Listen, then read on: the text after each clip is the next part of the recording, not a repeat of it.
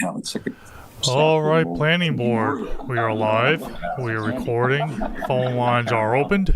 Go for it.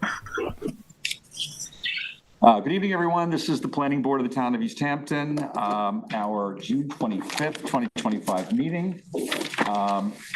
We have a public hearing tonight.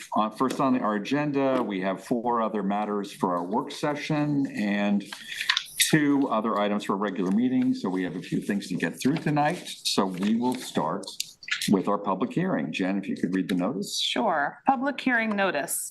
Take notice that a public hearing will be held before the East Hampton Town Planning Board at Town Hall 159 Pantago Road, East Hampton, on Wednesday, June 25th at 6:30 p.m. or as soon thereafter as this matter may be heard, to consider the application of Mark's 2-story infill site plan to enclose the entry patio, 40.5 square feet, to construct a foyer on the first floor and an office on the second floor. The property is Unit 3 of the Surf Club and is located on the south side of Surfside Avenue, Montauk, and is situate in a resort zoning district, as shown on the official zoning map of the town of East Hampton, and is identified on the Suffolk County tax map as parcel number 300-49-6-21. Subject application is classified as a type 2 action pursuant to the State Environmental Quality Review Act, SECRA, Part 617 of the New York Code of Rules and Regulations, and Chapter 128, Environmental Quality Review of the Town Code.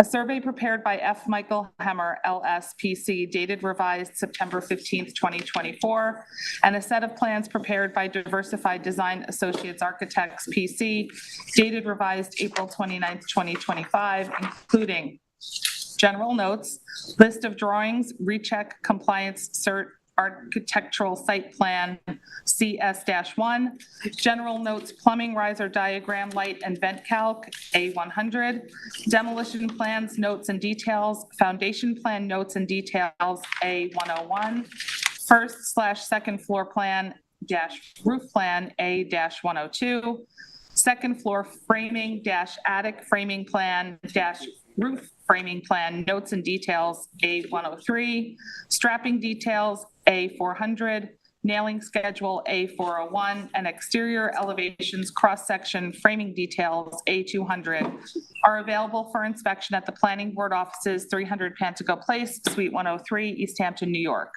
The public hearing will be held live and in person by the Planning Board and will be available electronically by video and teleconferencing, and will be televised on local TV channel 22 and available for live stream on the LTV website, www.ltveh.org. The public shall be permitted to appear in person, but may also provide comments on the matter being heard by calling 351-888-6331. Any person or party wishing to be heard with respect to the foregoing may do so in person or by agent or by attorney or by call into the live stream or by written comment addressed to the Planning Board, 300 Pantago Place, Suite 103, East Hampton, New York 11937. Comments may also be submitted to the Planning Board by email to planningboard@ehamptonny.gov. All comments must be received by the Planning Board by the date and time of the public hearing, dated May 21st, 2025, Ed Krug, Chairman. Okay, thank you, Jen, very much. Chris, you're going to run us through what we're going to be talking about in this public hearing. Everything was pretty much covered with Jen's summary. It's an enclosure of the roofed patio shown here on the plans. It's currently a roof deck, and it would create a new foyer on the first floor and a new office on the second floor. It's approximately 40.5 square feet of work area. There's also some kitchen renovations, but that's not subject to this review. Not much else to it. Okay. It's pretty straightforward. Is there anyone? Do you want to see the council? Oh, I'm sorry. Yes. Do we have jurisdiction? Yeah. We do. Okay. Proper notice has been given. Okay. Right. Okay. Good. Yeah. That has all been done. Thank you, Land Planning Services. All right. Well, is there anyone in the audience? Here, we'll start here and then we'll go to LTV. Is there anyone wishing to comment on the Marks two-story infill site plan hearing?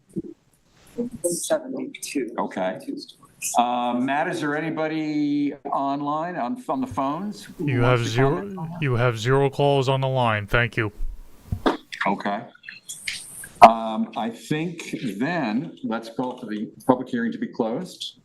I make a motion to close the public hearing. Second. All in favor? Aye. Okay. Thank you very much for an uneventful public hearing. All right, so we're going to move into the work session. We are going to change the order here a little bit. We're going to start with Southampton masonry storage bins. I asked for. Okay. Just so we can let a certain land planner get on with it tonight. Will, that's you. That is you, Bruce, right? It's me. Okay.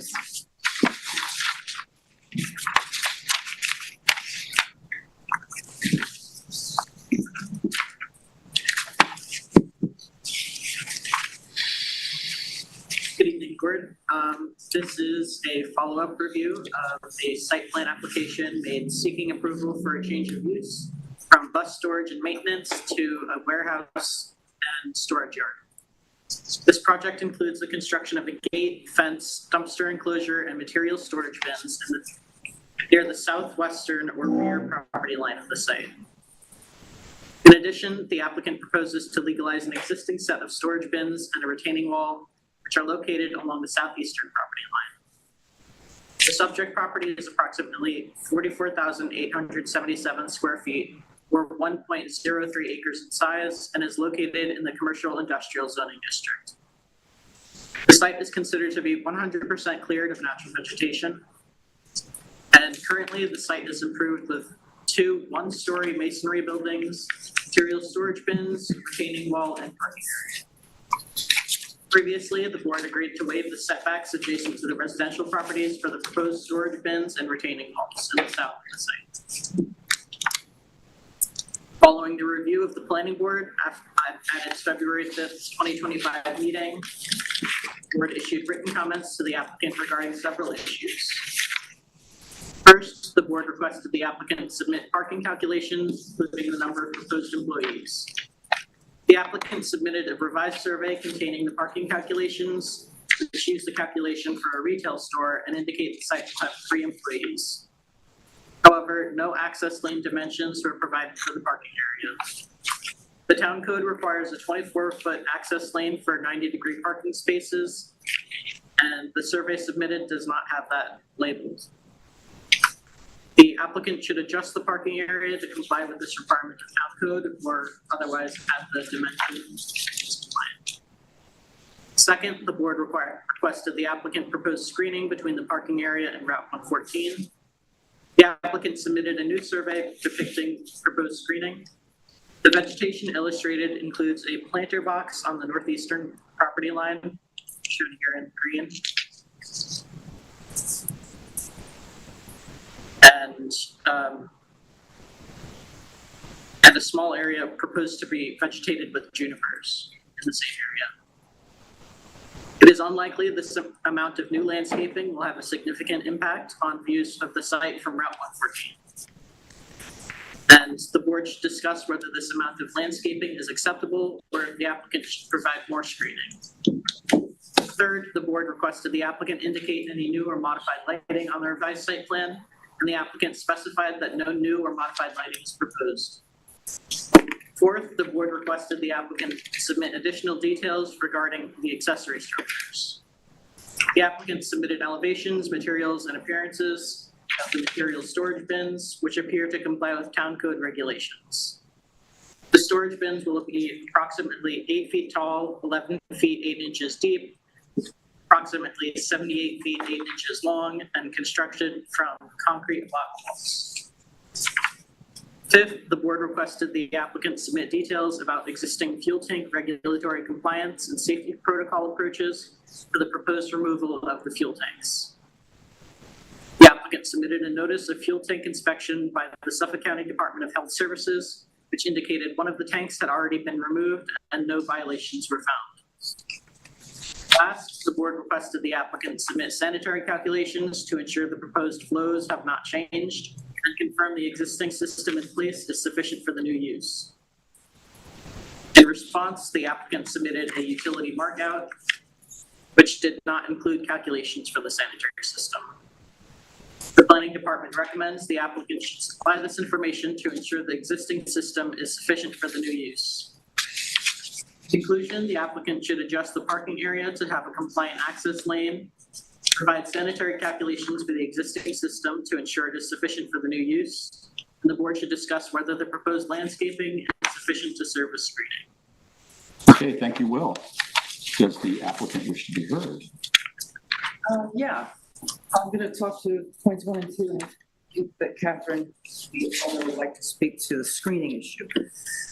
We will submit a revised survey showing a 24-foot wide aisle behind the parking, and we'll also submit the sanitary calculations. So you're going to move the parking forward toward the building in order to do that? Slightly. Okay. But it's not even, but it'll be 24 feet all the way along. Okay. You want to talk about Just a question for you. I just have a quick. Yes. So the space that's now between the head of the parking spaces and the building, is that what is there a platform there? There's some overhead doors there, and they want to be able to freely get in and out without having to deal with the cars. Oh, I see. We Yes. drive forklifts in and out, so we need to give the Yeah, if you could please just Hi, identify yourself and your address, Catherine. please. Catherine Toscano, 1540 County Road 39, Southampton, New York. So regarding the screening, it's just a bit problematic because so many large trucks are pulling in and out, and people go really fast on 114, not to mention the trestle right there. It's come to our attention that a lot of trucks come and then they don't realize that trestle and its height, and then they back up on 114 and they actually pull into that whole front area of Southampton Masonry's yard. So we're just afraid that if we put up more screening, it's just going to be an accident waiting to happen with traffic flow and all that. Not to mention, it's now retail customers are coming in as well and parking, and we also have a lot of deliveries. And then right next door as well, I think there's Hummel and Hedges and Ironworks. Everybody uses that whole front area. So I'm just afraid that if we were to put something off, it just would be a problem for trucks to turn around and everything. And like I said, people go really fast on 114, so. All right. Thanks for those comments. We will discuss that as a board. Bruce, you want to lead our conversation? Sure. Thanks, Will. Thanks, Lori. Yep. Thank you. Not much to discuss here, I don't think. We talked the last time about the storage bins in the back and waiving the setbacks for that, just due to the change in grade from their area to the neighbor. And there's a really significant change in grade there. So parking, I think, looks fine. I think it's a good idea to pull that closer to the building, but I understand that you do go in and out of the overhead doors on the front side of that building. So I think we can get that to code. That would be fine. The landscaping, it's the proposed is pretty minimal. So I would say either we get rid of it altogether or do something else. I'm kind of in favor of just leaving it the way it is without landscaping. I mean, the one planter box shown on the top right, I'm not sure that's going to do anything. And then the junipers along the east property line, that whole line is heavily landscaped to begin with, so I'm not sure what they're going to add to the property. Lighting, I think is fine. That's fine.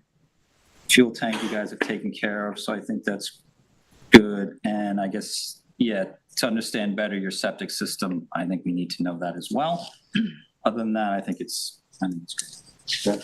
What do you think of the safety issue with regard to the landscaping? I think the more landscaping you add, the less safe it's going to be. I do want to hear from everybody on that point, actually. I just Yeah. wanted to know what Yeah. you mentioned landscaping. You didn't mention the safety issues, so I didn't know if that.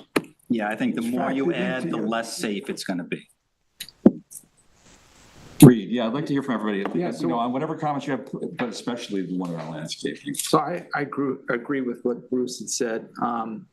And I certainly know the parcel, I know the place, and I do not think additional landscaping is warranted there. I think there is a safety issue, and I think the applicant made a compelling case why additional landscaping is not needed. You know, it is near that trestle. I think the visibility is reduced. I just don't think it's necessary. Okay, thanks, Reed. Yeah, I agree. I agree with what Reed said. I think the safety issue is more important in this particular case. Normally, I'd like a nice landscape buffer, but for this particular property, I think the safety issue overrides that. So I'm in favor of not adding more vegetation. Okay. Jen? With regard to the landscaping, I do not agree respectfully with either of you.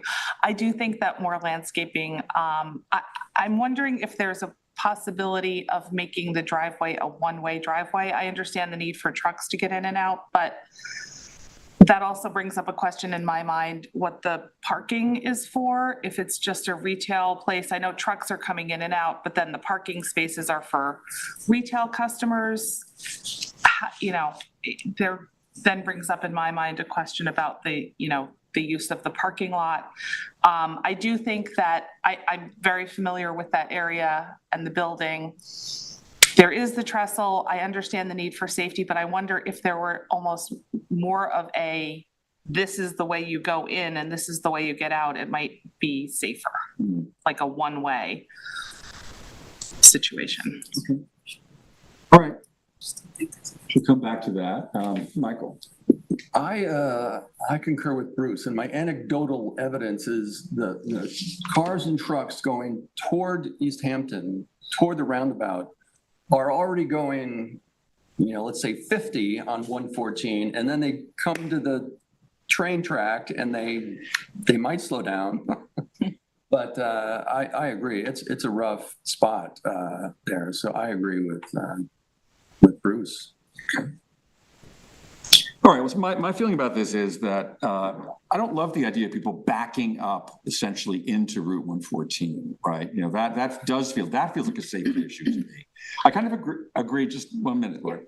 I do think that the idea of screening per se is probably not necessary, but maybe there is some way, to Jen's point, that we can put a split rail fence, something along there, and do a one way in, one way out kind of thing, which might be helpful. I'm going to let Catherine address that, but let me say one thing first about the backing into the highway. The reason for a 24 foot aisle width is so they can back into the 20-foot and go out head first, not backing onto 114. That's the theory. Yeah. I think people would be With the taking their lives in trucks, their hands if they yeah. tried that.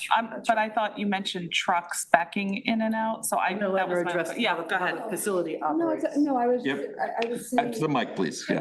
No, I was saying that sometimes trucks don't know the trestle limitations, And so when that happens, they do back up on 114. And a lot of times, for them to get relief, people are pulling in and out. But back to you saying a fence or additional landscaping between customers and then a delivery and the large size of the trucks. What we would love to make it look prettier too, just letting you know. But unfortunately, there just isn't enough room for these trucks to even turn around. And it's pretty narrow as well down the side. So they really heavily rely on the front area to turn around so that they can pull out onto the 114 safely. Right. Yeah, listen, I know that the access, the 24-foot access is what we require, but I'm thinking of like an F-150, pickup truck or something, which is like 26 feet, right, itself, right, backing up and in and out. I take your point, though. I take your point. We're really coming out from the safety standpoint. And when the yard gets busy and there's a couple customers and then a delivery, it happens very quickly. And so I think keeping it open is for safety reasoning. I just have one more question. Did deliveries come to the front of the building or do they go around back? They come up to the front because there's, and if they back up, they turn around there and then they back it up. They so back that into then the- they can, like I said, exit safely onto 114. So they really use that front to turn around. It's the only large area, otherwise it's a single. All right. Okay, we've heard your comments, we've heard the board's comments. Let's answer the questions, and I guess we'll need to we'll vote on the landscape question, or screening and fencing question. First question is, should the applicant revise the parking area to provide a 24-foot wide access lane as required by town code? Yes. You've agreed to do that? Yes, absolutely. Should the applicant submit sanitary calculations to ensure the existing sanitary system is sufficient for the new use? Yes. You said yes, that will happen. Should the applicant add additional vegetative screening or landscaping along the parking area at the front of the site? So where do we come down on that? I think if everyone's position is still what it was when we started, I think we're at a 4-2 vote here, right? To readdress the front, either for a fence or for vegetation. So I think we're saying, no, we don't need it. Got it. We'll ask for it. Okay. Thanks, Lori. Thank you. Thank you.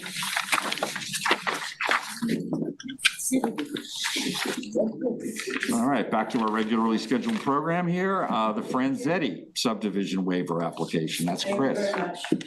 Thank you. We're going to go to Franzetti next. Is that Chris or is that you, Will? That's Chris, okay. Yeah.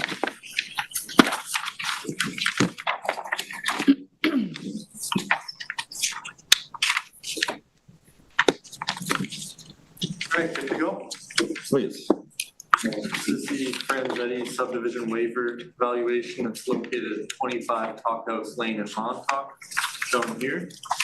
The property is split between the A and B residence zoning districts.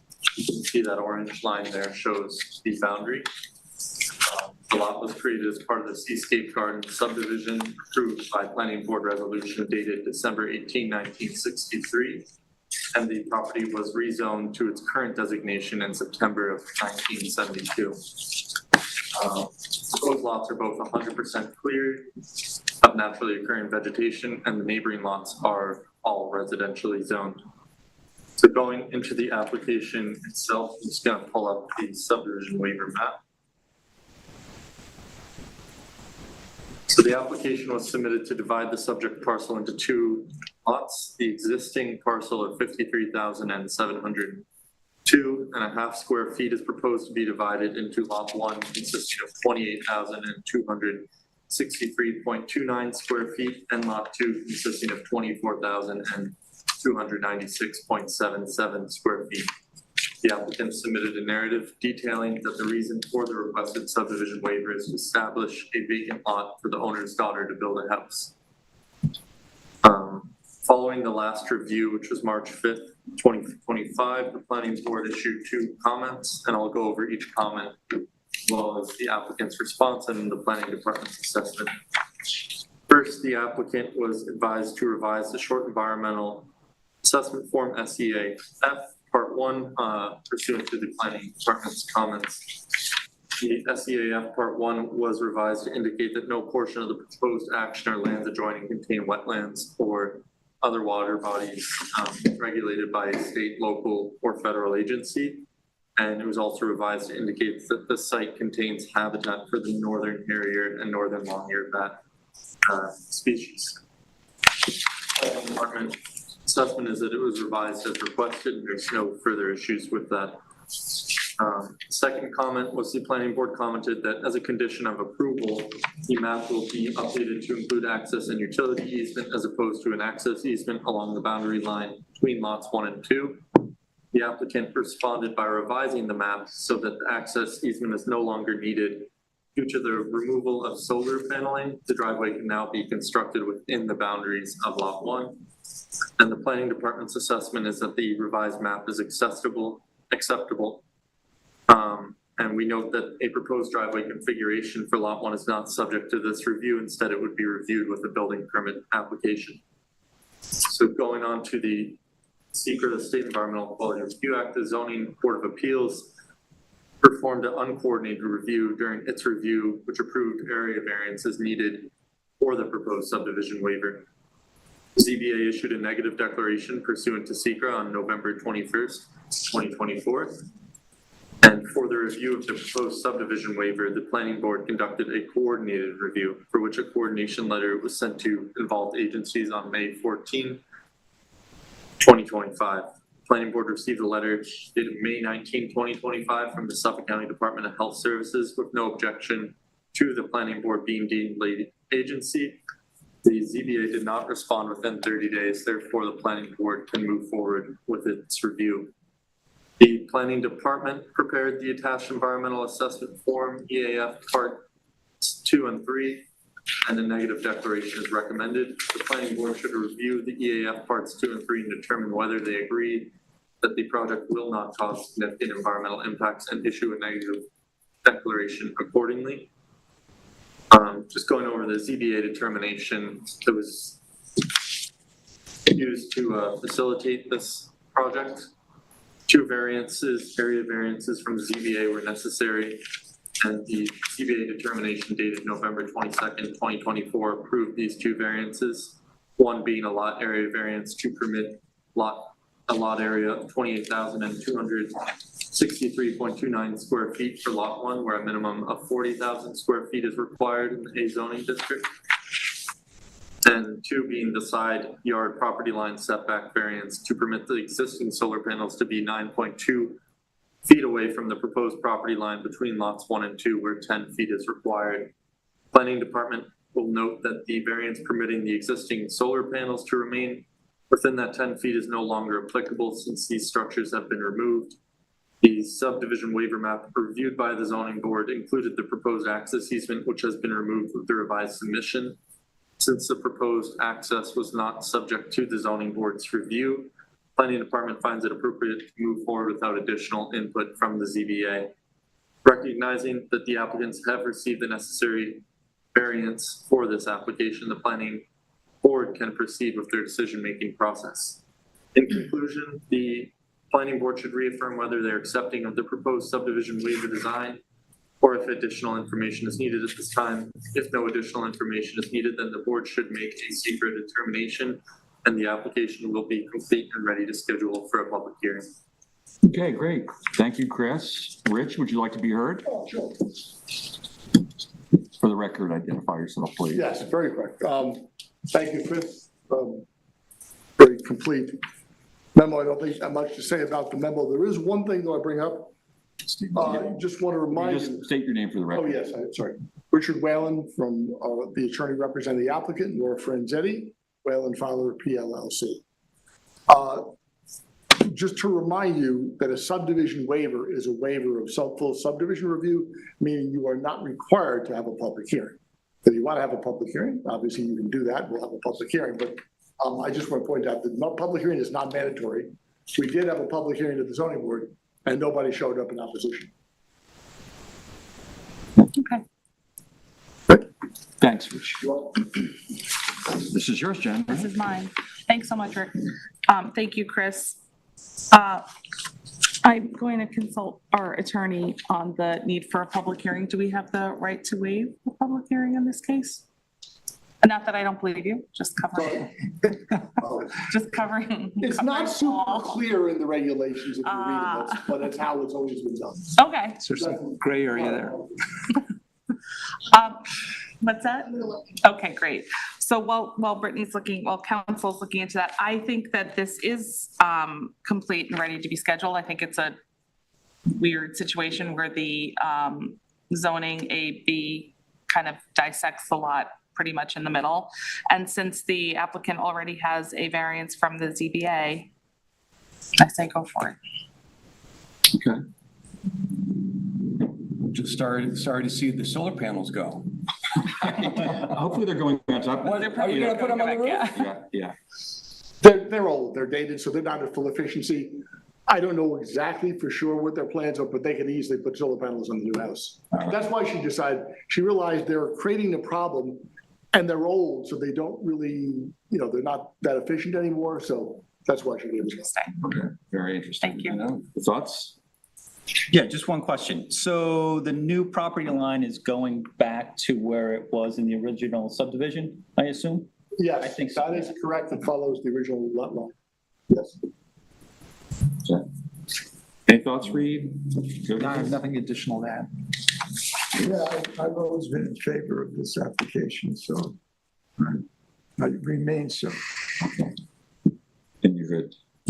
All right, well, what do we think about a public hearing, you guys? Well, we don't know for sure that we absolutely need one, but do we want one? What's that? I don't think anything that mandates a public hearing in this instance, and I know pursuant to town law for a minor site division, with, Okay, I'd be inclined to waive the public hearing. wave, I agree. Wave. Wave. wave. All right. I think we got that one, so let's answer the questions. That's one Oh, of wait, them. Eric is, Can I add a point of clarity? I would say just that as far as the board's consensus on it, you might want to say that the town attorney's office will look into it, and if the board has the ability to waive it, that the consensus was there. And I will add, we certainly don't want unnecessary public hearings, but it is well-established policy of the board to hold public hearings, even for sub-waivers that had zoning board public hearings. And we have had ones where people have come to speak about the subdivision. It's not common, and if nobody showed up for the zoning board, they probably won't for this, but it is something that you have done as a matter of policy, and it does at times bring public comments. So I just want to put that out there. Thank you, that's a point very well taken. So I think, I'm sorry, on that note, if it is the practice, the board would advise to normally in practice, okay, whether or not it is mandated by the law. okay. Advise. All right, yeah, we Well, we also vote on these things too, right? yeah, we're going That's to. something that is our, Yes, but I'm just saying that we actually are a little bit on the side of doing public hearings and not, waiving them necessarily, although I think the consensus here is that in this case, we would waive it.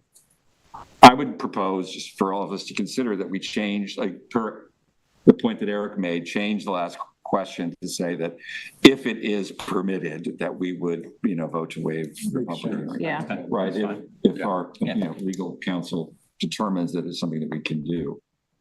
Is everyone in concurrence with that? I assume we haven't received any letters in favor or in opposition to this application, have we? I haven't Sometimes you I haven't do. seen anything. Okay. Yeah. All right. Jody, any public comments that we received? Okay, nothing yet. Does the planning board find the application complete? I'd say it is. Does the board wish to make a negative declaration? Yes. We do. Jody, can we do that on the spot? Does that require a resolution? On the spot. All right. All in favor of a negative declaration on this project? Aye. Okay. Is the application ready to be scheduled for a public hearing if one in fact is required? Well, no, let me rephrase that.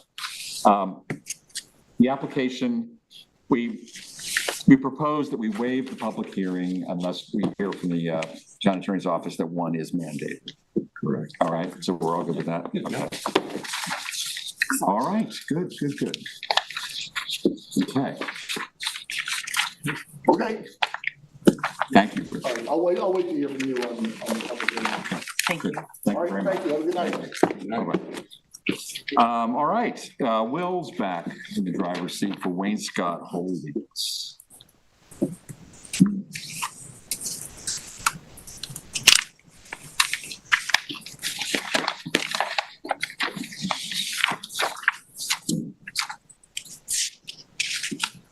Okay. So this is another follow-up application, follow-up review.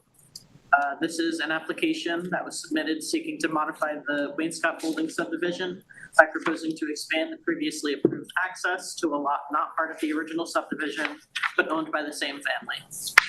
If granted, this modification would preserve historic access to the pond lot, which is located just north of the rest of the subdivision here, via the previously approved driveway access.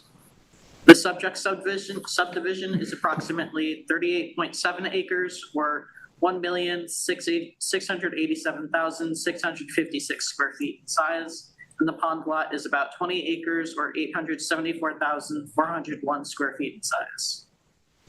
All subject lots are zoned to A5 residents and are located within the Harbor Protection Overlay District and Agricultural Overlay District, a recommended scenic area of statewide significance, and are on the Community Preservation Fund list.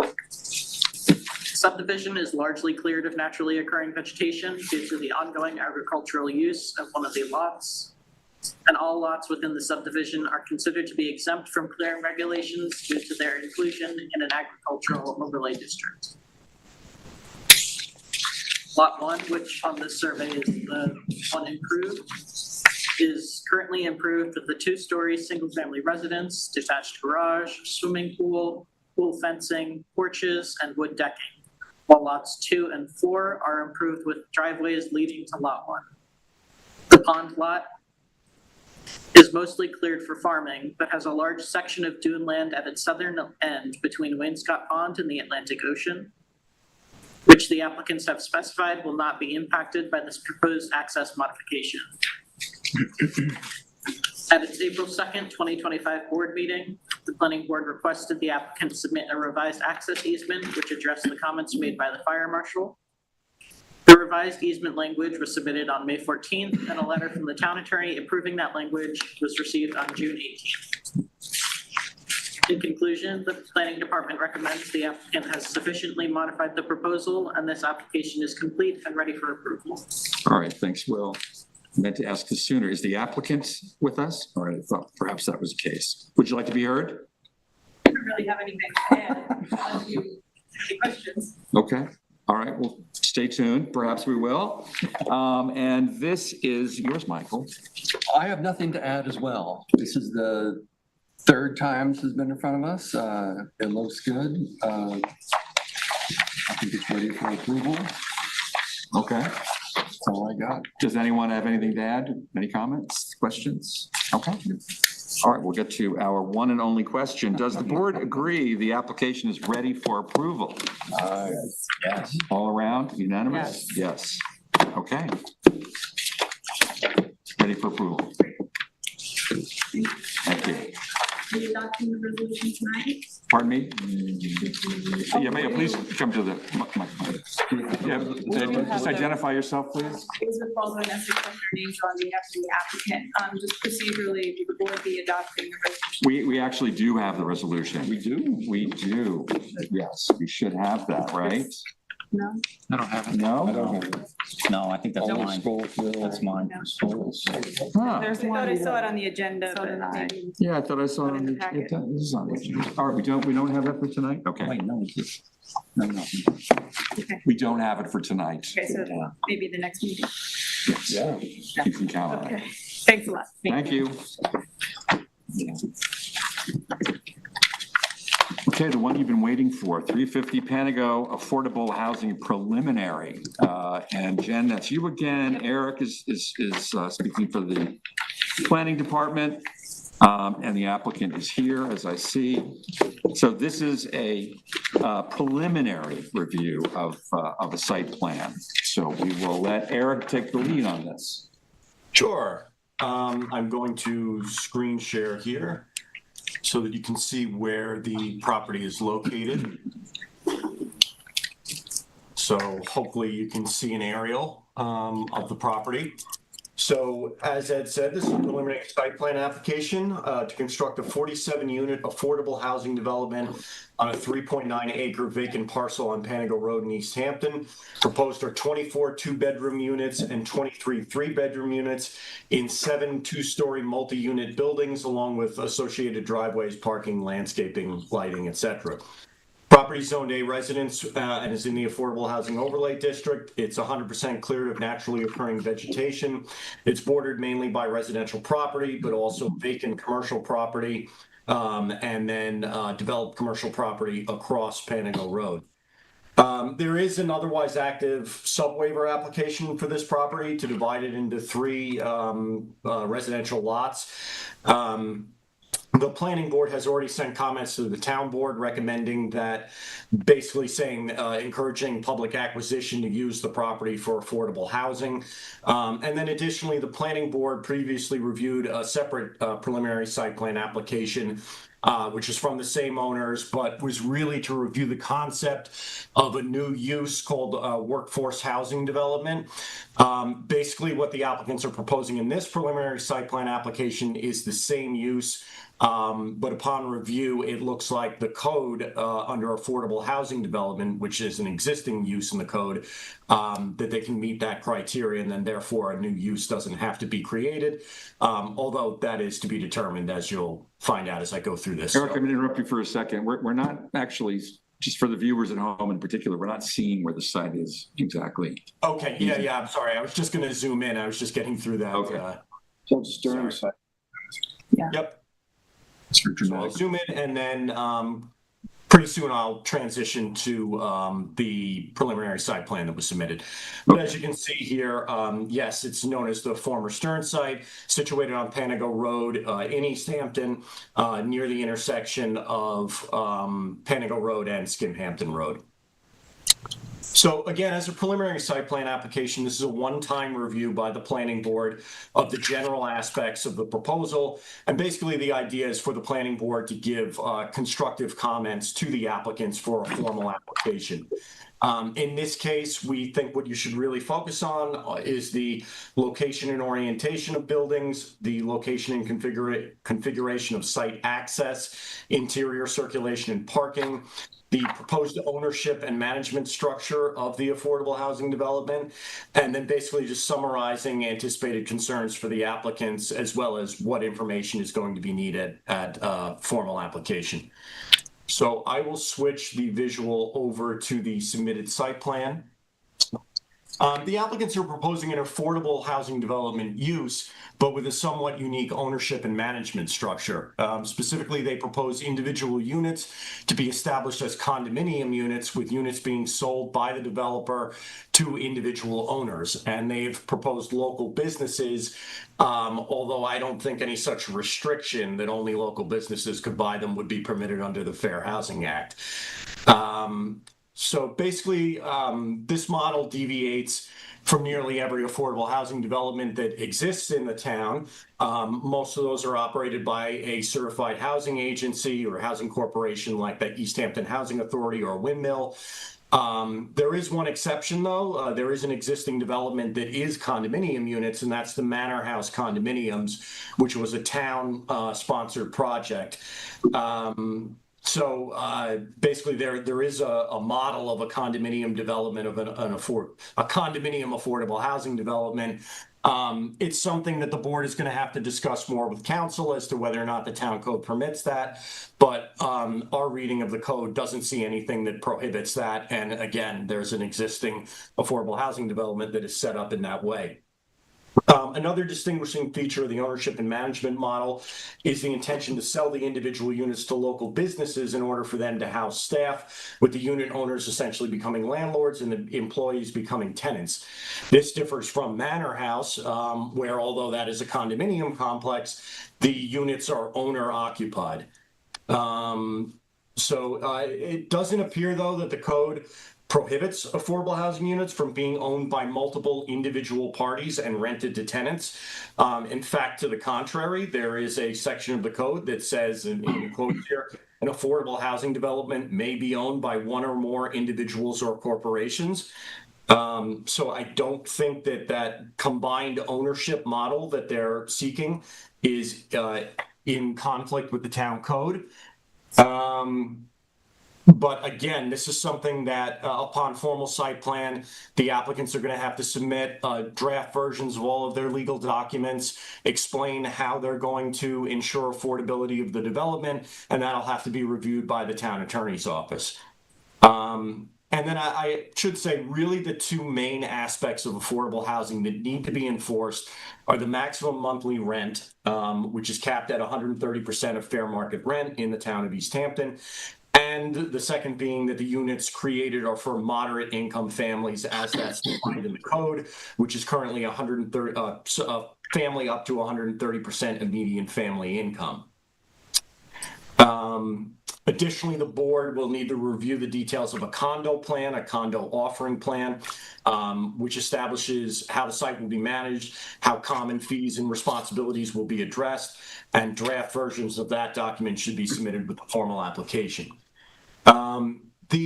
And another recommendation that I would have for you under this model is that any new tenants be required, that the unit owners be required to get a permit from the Office of Housing and Community Development. This is very similar to what we do for ADUs right now, and as well for apartments over commercial structures, where anytime there is a new tenant, or at a minimum yearly basis, the owner of that unit has to certify that the tenants still meet the affordability requirements. I would recommend that that be a condition of approval. Again, that would be a little bit unique because normally you have the East Hampton Housing Authority, Windmill, running the development, and we know that they're going to make sure that the tenants comply with the restrictions. So another issue here is the maximum permitted housing unit density. The town code was changed recently both for senior and non-senior affordable housing developments. Although for senior affordable housing developments, the restriction is 12 units per acre. For non-senior, which this would be, the restriction is still 8 units per acre. However, the planning board is allowed to make an exception and allow up to 12 units per acre if certain criteria have been met and it meets all the other special permit criteria. So it's important to view it that way. The applicants are proposing essentially 12 units per acre here, right up to that maximum. So you would have to grant that exception. There are really 3 provisions when they're going above 8 units per acre that have to be addressed. One is sewage treatment. The applicants are proposing sewage treatment, although we will need full sanitary plans at formal. Another is that a traffic study is required to gauge the impact of traffic on adjacent roadways. That will be needed at formal. We don't have that yet.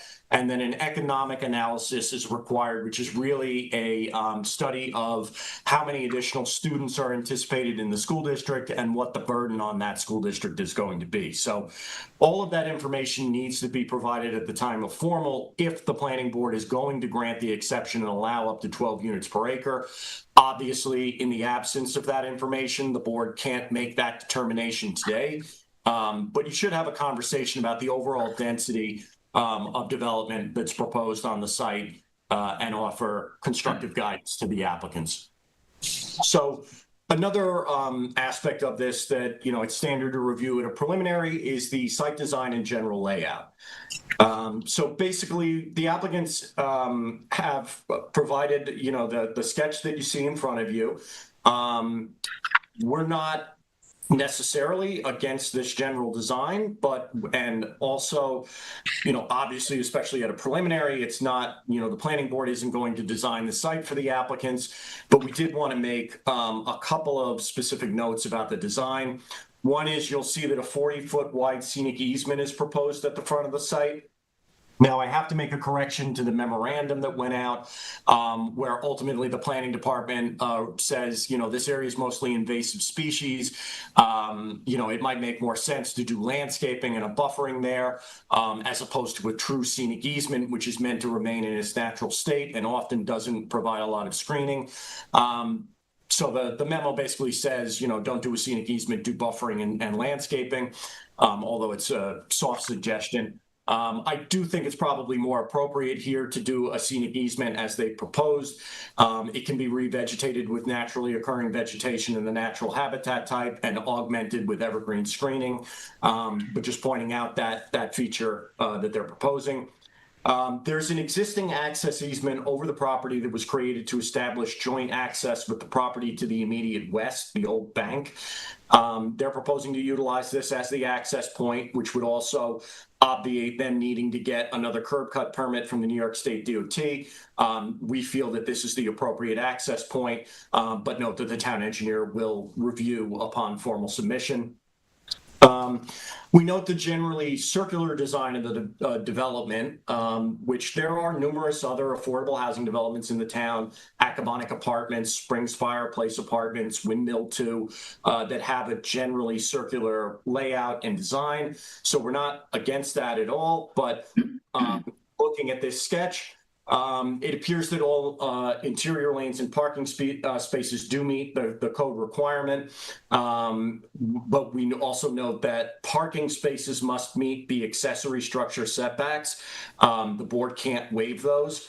But the access lanes do not have to meet that. So actually, as this is designed, if you look on the western end to the left of that sketch, they've done it correctly, where even though that access lane is up close to the property line, that is otherwise permitted by the code, but the parking spaces have to meet the side yard setbacks.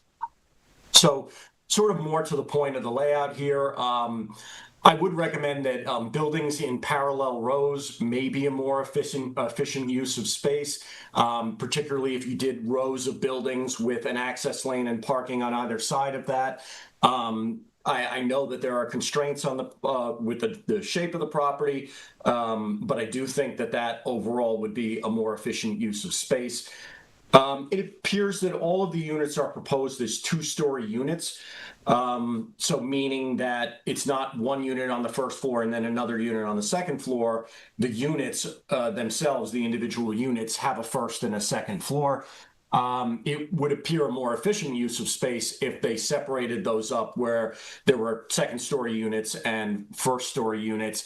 It might not matter at the end of the day. If the unit is the same square footage, but just a point for them to consider. As per the special permit standards, each unit must have a private outdoor space, such as a patio or terrace. We don't have building or elevation plans for this preliminary application, but they will be required. Roughly half the units are proposed as 3-bedroom units to the maximum size permitted under the town code, which is 1,200 square feet. A reduction in the number of 3-bedroom units or a reduction in their size would save some space.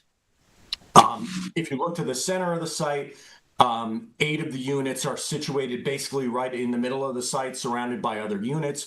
The board should discuss the appropriateness of this design with consideration of the fact that these will be residential units and that the unit owner should have a modicum of privacy. A few of the units have been situated so that they face the sides of other units and in relatively close proximity to them. The board should discuss the appropriateness of that design with the applicants. 11 of the units are situated in one row building that is parallel to Montauk Highway and Panago Road, so you can see that at the top of the screen. Unless significant screening in the front is employed, this large building is probably going to be very conspicuous from Montauk Highway. And again, putting the row buildings, in particular this one, shifting at 90 degrees might be a way to obviate that. Calculations for a recreation area were provided, and that is required under the special permit standards of the town code. Each affordable housing development needs to have a recreation area of a size determined by the number of units that they have. They've demonstrated that they meet the lot area requirement. However, they haven't illustrated where that recreation area is. Presumably it is portions of the lawn at the center of the site, but it hasn't been set up as one single recreation area for the benefit of the residents. So one of the other things detailed in the memorandum is the information and plans that should be included at formal site plan application. Basically a formal site plan, building and elevation plans, a comprehensive site drainage and stormwater control plan. I also believe this will need a speedies permit from the DEC, a sanitary plan with calculations, profiles, all information, comprehensive site lighting plan, comprehensive site landscaping plan. And then, as I had mentioned previously, if they are going to go above 80 units per acre and the planning board is going to allow them to, they must submit a traffic study. They must submit an economic analysis of impacts on the school district. And then really the final thing listed in the memorandum, and maybe the most important as far as making sure that this somewhat unorthodox management proposal is that we can enforce the affordability requirements is submitting copies of, draft copies of all the legal instruments that are intended to be filed over the property, including a condo offering plan, covenants and restrictions, anything along those lines that is going to cement, that the development is going to be compliant with the intention of affordable housing and an affordable housing development. So those are basically my comments. And again, just at the end here, reminding the planning board that this is a preliminary site plan. They're going to be coming in for a formal, presumably. So, any guidance you can give them as to what to submit and any questions you have about this somewhat novel proposal and type of affordable housing development that they should address at the formal. Thank you very much, Eric. The applicant wish to be heard? I'm sure you do. We hope you do.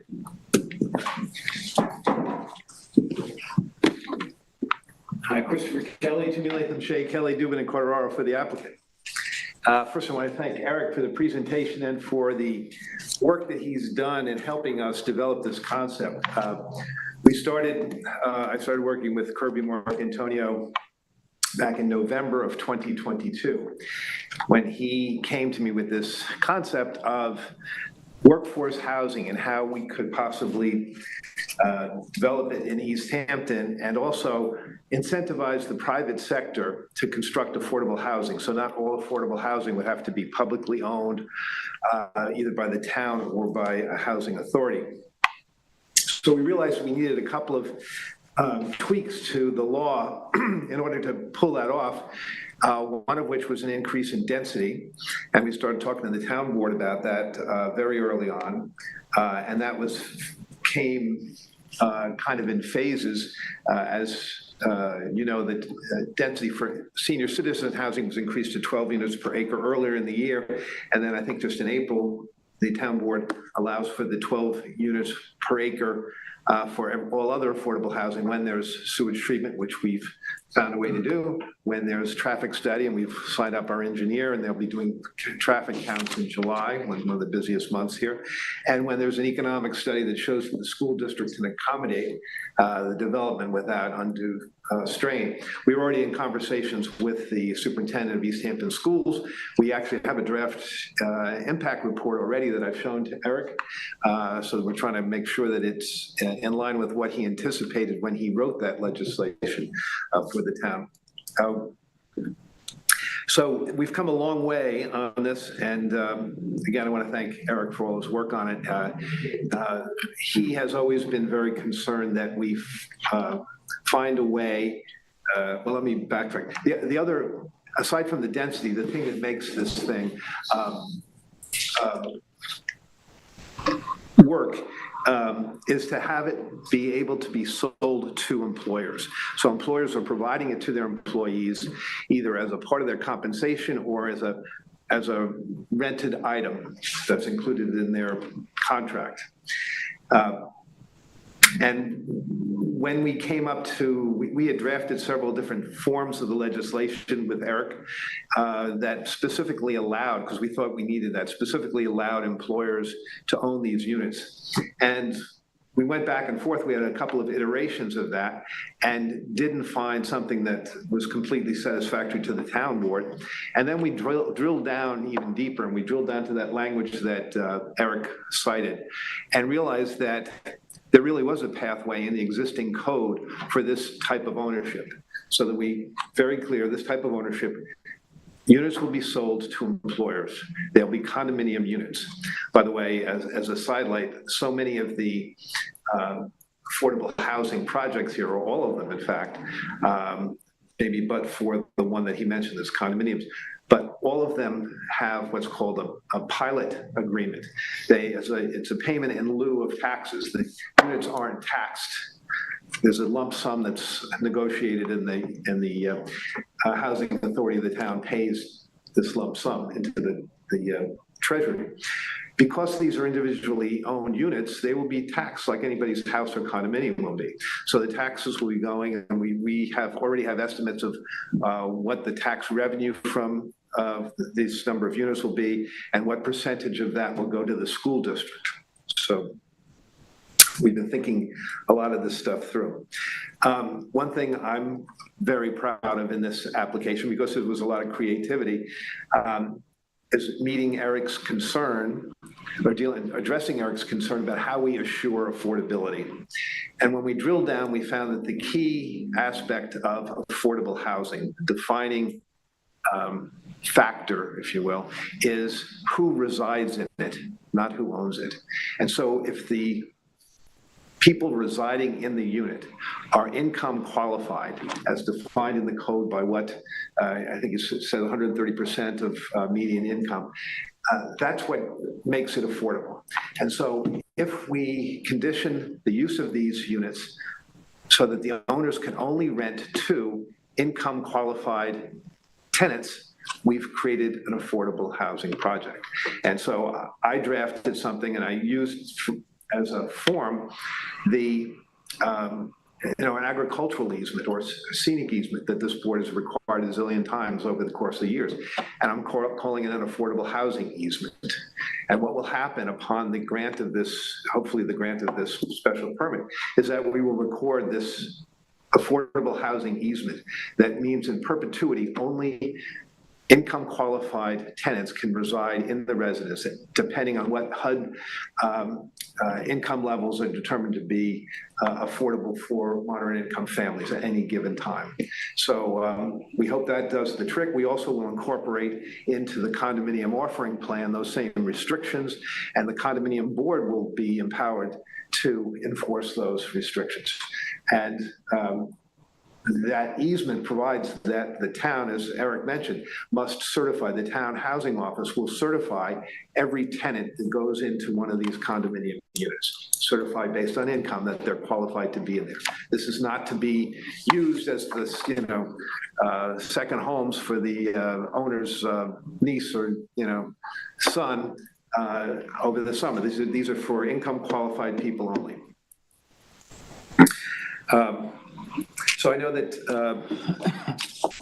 Kirby would be happy to address some of the design questions that were raised by Eric. There are reasons why this layout was utilized and why the units are two-story and so forth. But I'm very happy to answer any questions you may have about this project. Do we want to wait to hear from Kirby and then do our discussion? Or do you want to? Yeah, we'll see any questions though for Chris in the meantime about the the way that this thing is going to be pulled together operationally. I'll hold my questions for when. Okay. All right. Good. Anything specifically for Chris? Chris, you have 47 units, 47 owners. Yes. Right? Who's responsible to maintain A, the property, B, the individual buildings? Right, so as any condominium, there's a homeowners association that would be, they hire a management company, so there'll be a maintenance fee. We anticipate it'll be something like $1,000 a month per unit. That goes into the kitty, they hire a management company, so they take care of the grounds, they enforce the building maintenance, the bylaws and whatever house rules there may be in the condo. So it's run like any other condo. Got it. That kind of leads to a question.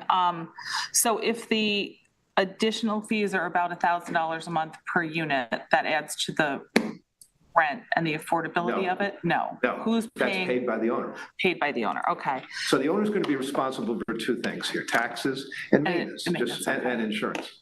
Just like any owner of a unit would be, and they rent it out, and they're limited to who they can rent it to. And so I guess my other question, and Ed, you mentioned this earlier, a Fair Housing Act. So how can you limit the sale of these to a specific segment of the population? I can sell whoever I want to, just like you. When you sell your house, you don't have to sell it to any particular person. We're not as long as you don't discriminate against so a protected group, then you're fine. And we're not discriminating against anybody. We're providing housing for business owners. So can I ask? Yeah, I'm curious about. You had mentioned something interesting. The 47 different owners. You could really have one owner of all the units, 47. Or you could have 20. whatever. My question would be, what happens if that business decides to leave town? Can they sell to other people? How does that work? Does it have to sell to another business? No, they can sell to whomever they want to, with the proviso that the only people that can occupy that unit are income qualified people. That's the anchor of this whole project. That keeps it affordable forever. Okay. And Right. so in the residency. The question here, Reed, and I think what we're counting on is the marketplace to deal with this, is that nobody's going to buy these units with the restriction that they can only put affordable housing in, affordable tenants in there, affordable qualified tenants, unless they have the concomitant benefit of them being their employees. Unless they're just angels and they want to provide affordable housing, they can, because the rent. So even if one company owns 47 units, they're still required, the restrictions are still there for renting to only income qualified people, right? Yes, absolutely. We have several people who've expressed interest in bulk purchases. For instance, Southampton Hospital is one group we've talked to, and they've talked about buying 20 units. We want to try to lock that in. But, a school district or Gurney's or the town, I tried to talk to the town about buying units because of some of their openings. They have some other issues to But a deal with. physician can't live there, right? Because A of their physician couldn't, presuming if he was, so just so you know, a family of four, the income maximum is 175,000. So as long as you stay under 175,000, you're good to go. So it could be a doctor, perhaps. Yeah. I think, Jen, you got a follow-up question. One follow-up question. So the affordable housing determination is the renter, the occupant, not the owner. So like if Prada wanted to buy 10 of them. Yes. They're clearly not low income. So, but it's not the purchaser that has to be moderate income, it's the tenant. Correct. Okay. But on that issue, since this topic is being discussed, the definition in the code for affordable housing units has the restriction of the rental that you mentioned. But it also says that the maximum initial sales price does not exceed the following multiples. That doesn't apply that only applies if you're owner occupied. That doesn't apply to a corporation that's renting these to. That's what you say. Well, the housing authority owns all these units and they rent them out. They're not a qualified The housing owner. authority is in the business of providing. But that's not provided for in the code. Well, They're not I think restricted for to- me, that opens up a whole new can of worms. Well- Because if I'm a business owner, I can, as you state in your narrative, you say, according to this section, and you cite a section of the special permit standards, the owner of the unit would not have to be the occupier of the unit and thus a third party.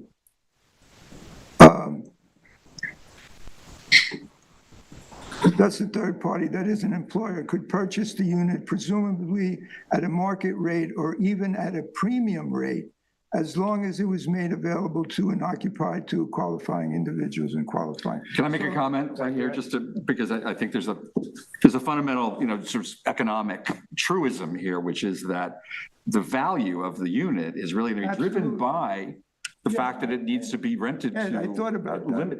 I Okay, thought about it, all right. But there's other factors that come up. Yes, you're right, and I did think of that because the rental is maxed out, it's capped at a certain level, that's going to determine the market value of the unit. But nevertheless, there are other factors that could come into play as to what would determine the market value. If I'm a wealthy individual, and I know, Chris, you mentioned this in your remarks earlier, that somebody could buy this and rent it to their niece or have it available and say, No, they can't. well, what if they say that they're going to have it for their domestic help?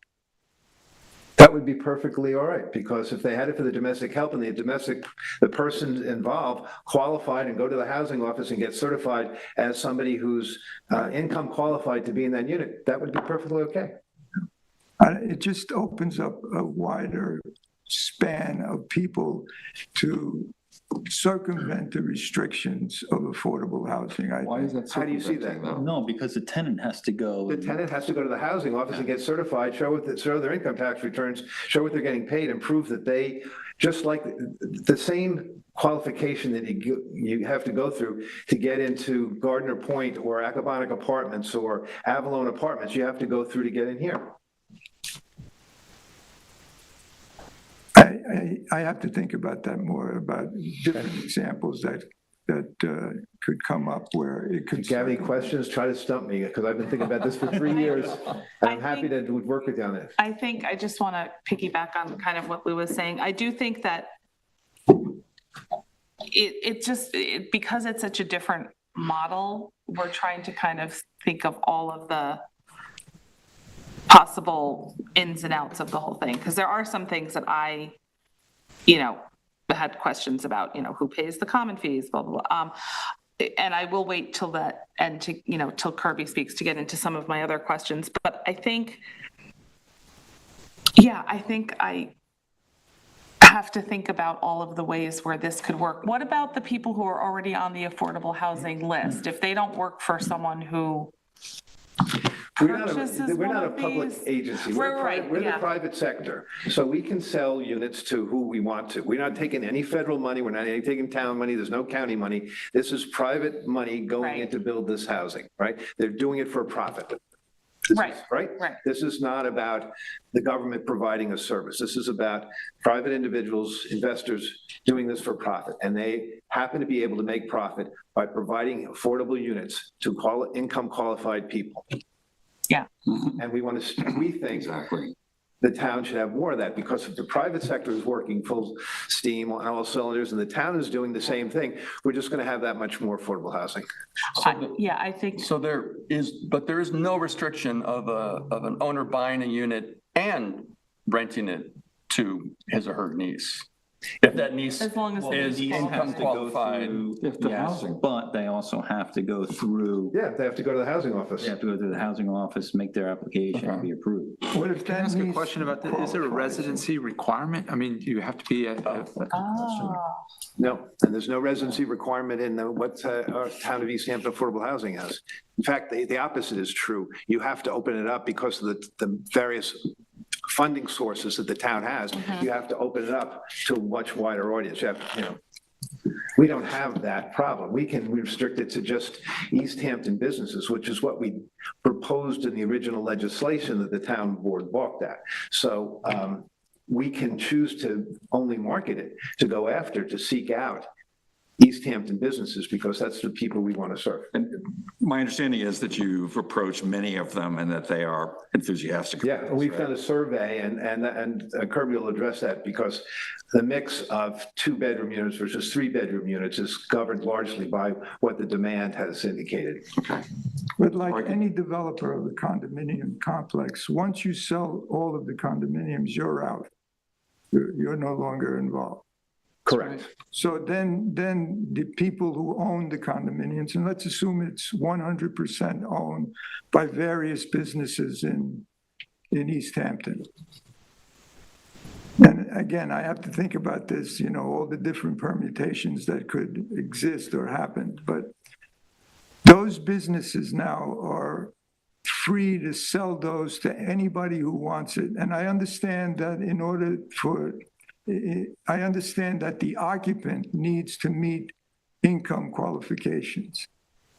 But nevertheless, they're open to sell it to anybody who comes along, or at any price that they want. Let me give you an analogy. So if you did a open space subdivision on farmland and you preserved 20 of the 30 acres in an agricultural reserve, and the farmer who developed that land decided, I can't farm it anymore, I'm moving to Florida. So what is he going to do? He's going to sell it to another farmer. But that farmer is going to be restricted and can only farm that property. They can't build because they've already built out the subdivision and taken the development rights off of it. Right? Yeah. So he's limited by the restrictions that were created when he subdivided the property. Likewise, we're going to be limited, the future owners of the units are going to be limited by the original covenants and restrictions, the original affordable housing easement that makes sure that only income qualified people reside in the units. Okay. One more follow-up, I'm sorry, go ahead. No, I was just Yeah, gonna let's say. try to wrap I'm this sorry, part of it yeah. up. Go ahead. So if Southampton Hospital purchases, several of these units and turns around in 4 years to sell them, the people then who are living there, would the leases, I mean, I'm assuming the new owner would, how can I say this? What happens to the people if the business leaves and their housing They is have suddenly leases, gone? right? Leases always govern how the unit, so the lease, and I think we went back and forth with Eric about this, about whether it's a 1-year lease minimum or how much time to vacate. So let's say somebody gets fired. What does that person do? Well, we want to set things up so that there's at least 90 days before they have to move out. Yeah. Well, But those are all things that can be put in the offering Yeah. plan. Let's try to Yeah, move sorry, on. One more thing The other quickly. side of that coin is that the tenant is basically a serf of the Okay, all right, on that note, all right. I didn't come prepared, but I'll read up on my. All right, listen, these are all legitimate questions. There's much more to be explored as we move forward with a formal application, and we will be talking more about all of this for sure. But I think we should hear from Kirby about the site plan, how you came up with this, the unit sizes, what that's all about. So if you can quickly take us through that, that'd be great. I'm Kirby Mark Antonio. I want to thank you guys for all the time and the attention. I want to thank Eric in particular for 2.5 years of working together with Chris and I to bring this project to this point. As Chris just explained, there have been a lot of iterations on the legal side. I think he's done a wonderful job, except I would add one more filter, by the way.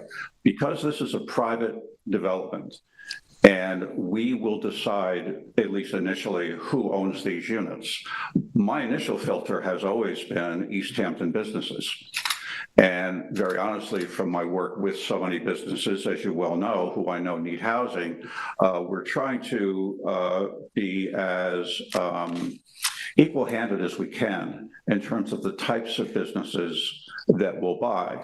Right now, just through some fairly informal surveys of people I know or people I understand could be looking for these units, we're oversubscribed on this project by probably 100 to 200%.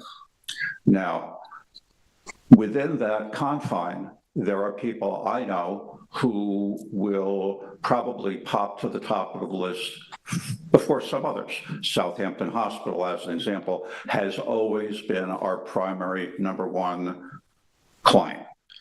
Before this all started, when the previous CEO, Bob Chandler, and I went to church together in Sag Harbor and served on the vestry, he complained constantly about the fact that you can't get a young doctor to come out here on a doctor's salary and live, and that's before COVID. So it always planted in my brain that, well, my God, a doctor can't live here? Well, now, of course, we know almost no one can live here. So the ability of businesses in general, whether they are the most essential, including the town of East Hampton, which we would love to see open up the opportunity for buying units so that Eric might have to move back to East Hampton. And hi, Eric.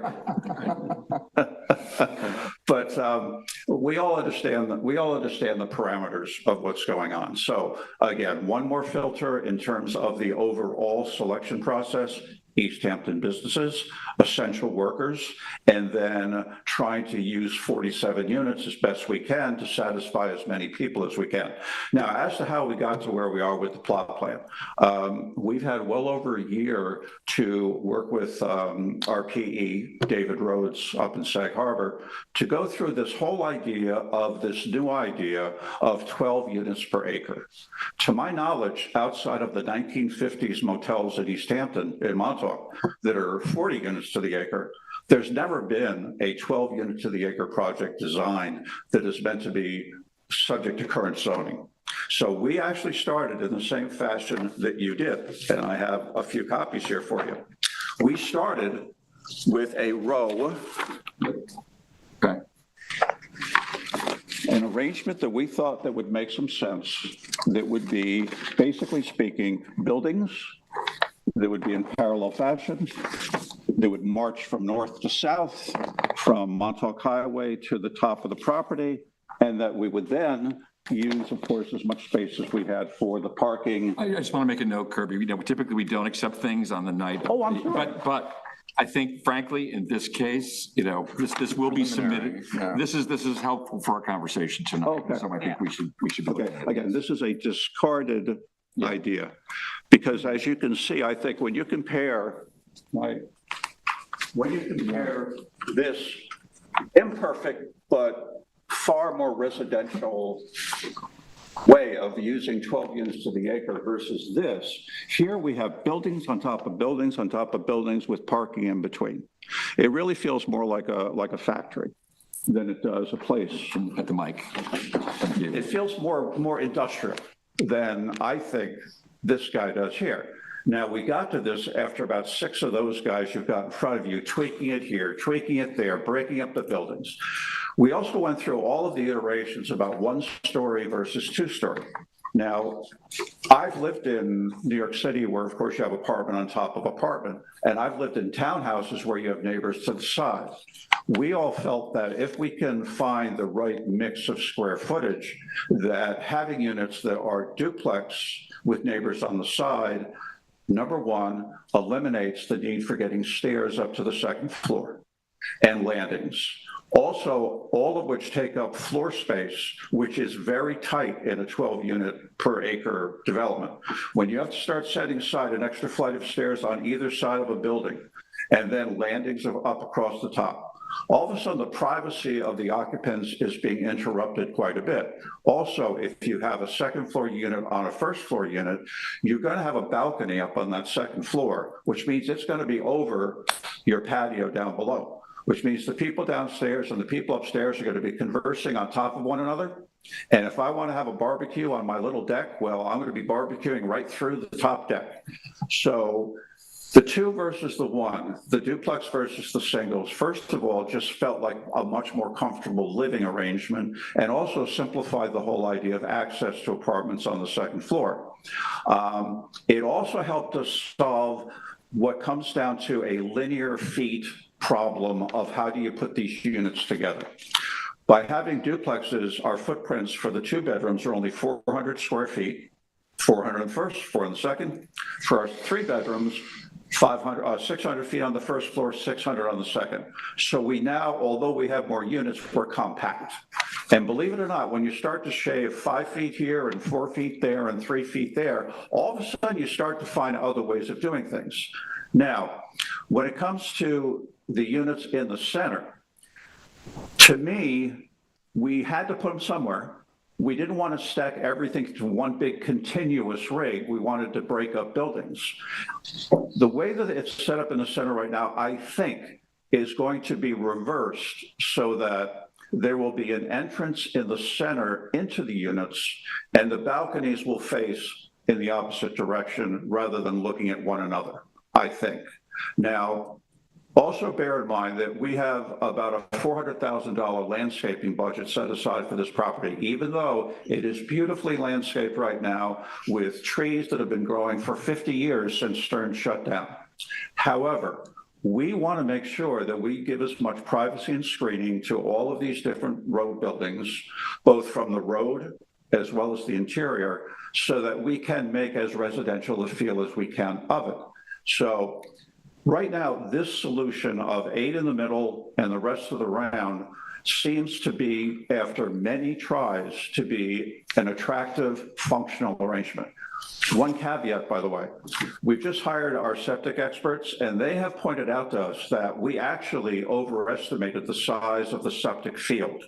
We set up a septic field here that's a 15,000 gallon per day septic field, where we only have an 11,000 per day septic need. So we're in the process right now of figuring out how we can condense the septic field in the corner, which means that we'll probably be able to open up that ring a bit more to eliminate the issues you've mentioned about there are a few places where a building does kind of look at a building, one unit does kind of look at a unit. But we feel that we can gain some space and move our little Legos around and make it an even more open feel to it. You talk about 3-bedroom units versus 2-bedroom units. All of our surveys have shown that people prefer 3-bedroom units if they can get them. I have diagrams, but I know I can't give them to you. The 3-bedroom units are really residential. 600 square feet on the first floor, nice sized living room and dining room, half bath, 3 bedrooms upstairs, a full bath for a private suite, a split bath for 2 of the others. Really nice. They're going to feel like places you live in, not just a motel that you check in for the night. And again, our primary purpose is to suit the marketplace, and the marketplace has been telling us that more 3s than 2s. Of course, since the average size of units is based at 1,000 square feet with a maximum of 1,200, the only way you can get those 3 bedrooms is if you have 2 bedrooms. So therefore, you have to do a balancing act between those 800 square foot 2 bedrooms and those 1,200 square foot 3 bedrooms so that you meet the mean of 1,000 square feet for the overall coverage. What else do I have here? While you're thinking,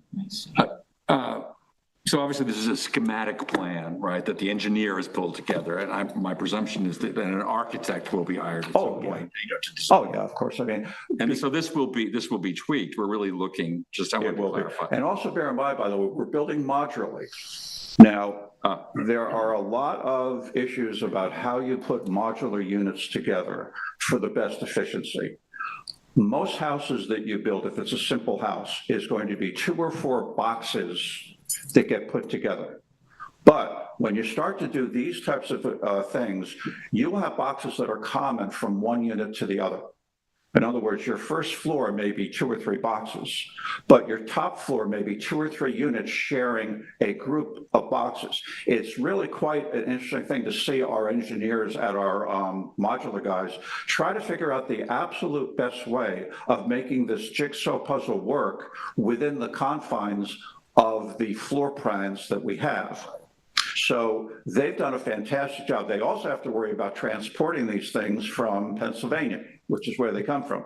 So you have a lot of limitations about what can you get over the George Washington Bridge to get here, how big are your flatbeds, how many boxes fit on a flatbed. Everything costs you money. And believe me, in this world where prices are just going up on everything, we need to make sure that we're as efficient as we can be on the big things. So we've spent a lot of time trying to fine-tune the footprint, and then the units, and then the site itself, and make it feel when you walk in there that you're home, not just spending the night someplace where you're getting out the next day.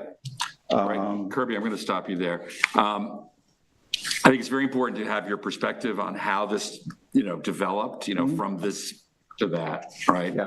I think we have a pretty good feeling for what you've got in mind, and it's helpful to know about the mix of units and how that came to be. I think maybe what we'll do, just in the interest of time, is have our discussion, have you nearby so we can ask specific questions about that piece of it as we go around the room. We'll hear from everybody. But Jen, if you can start our conversation. Sure. Thank you. Thanks, Kirby. Thank you, Chris. Thank you, Eric.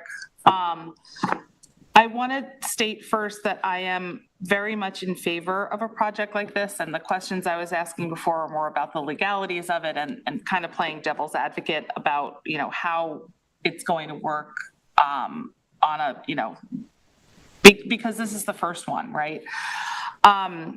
Initially, when I was looking at the application, I was thinking that it did not make sense to me to have 2-story units, but I do appreciate the explanation that you've given, and I do agree that living in a 2-story unit is probably preferable, especially out here in East Hampton. You do want to feel like it's your home, and if it can be shifted and the circle can be widened and more green space, in the center, all of that is good.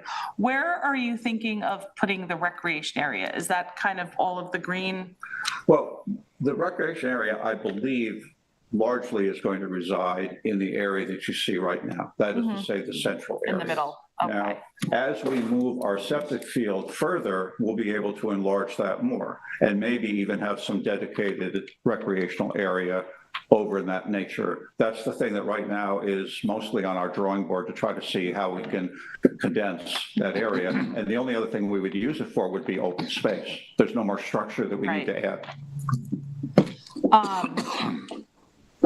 I love the idea of the modulars. I think that's a great thing. I'm leaning, in favor of the board waiving the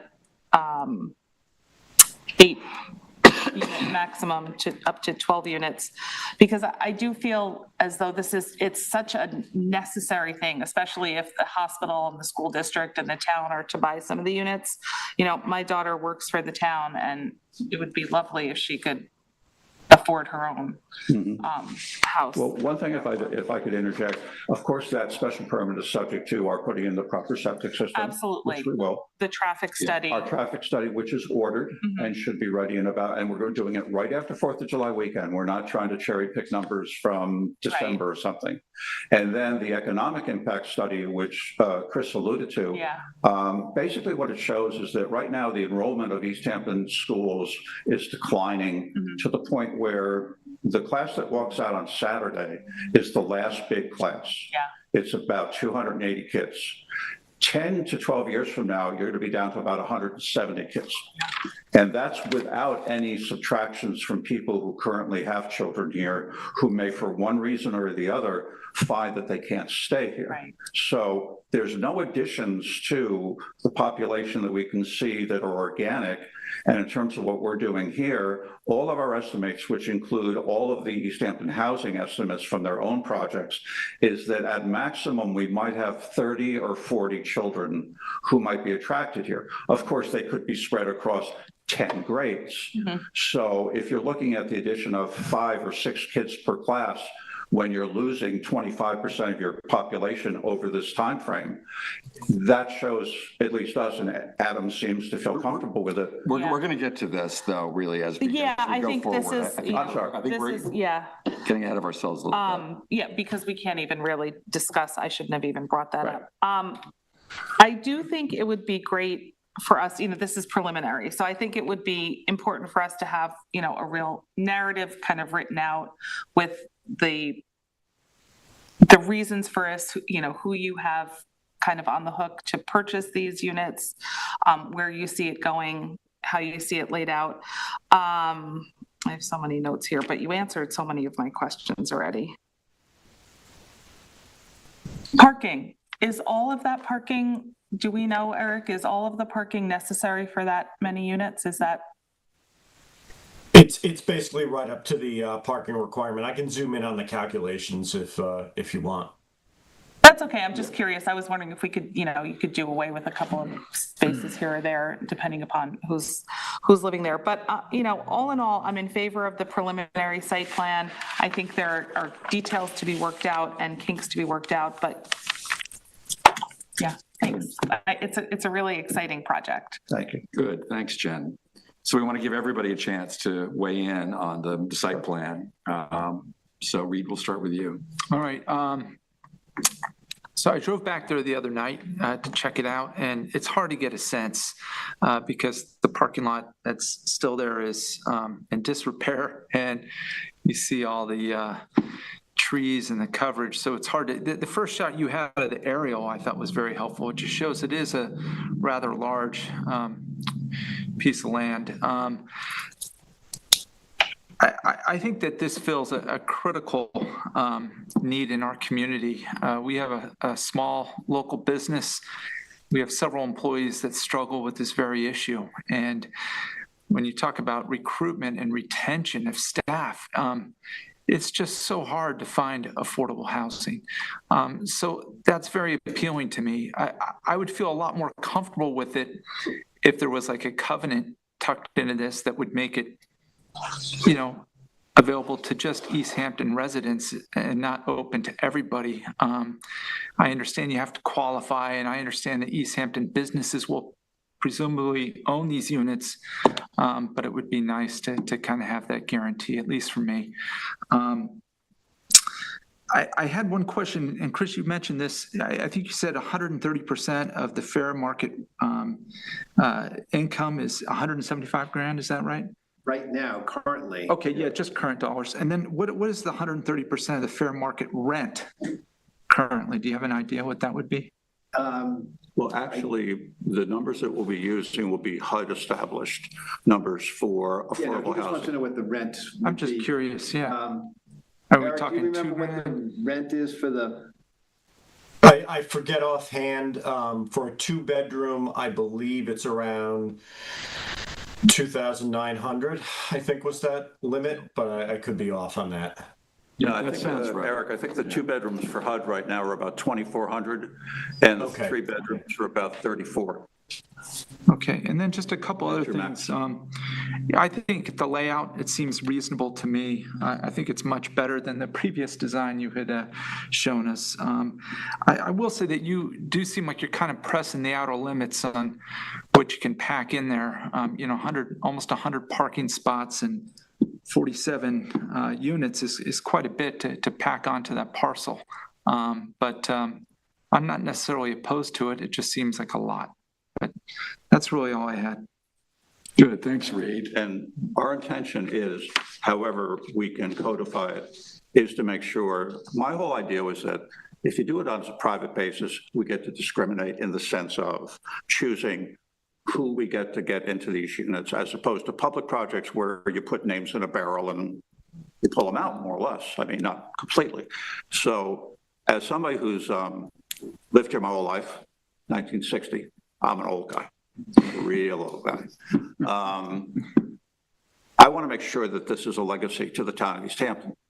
And as much as we can control it, we'll control it within the legal law. And our codes will be in perpetuity. They will run with the condominium. They will be embellished in town law as well.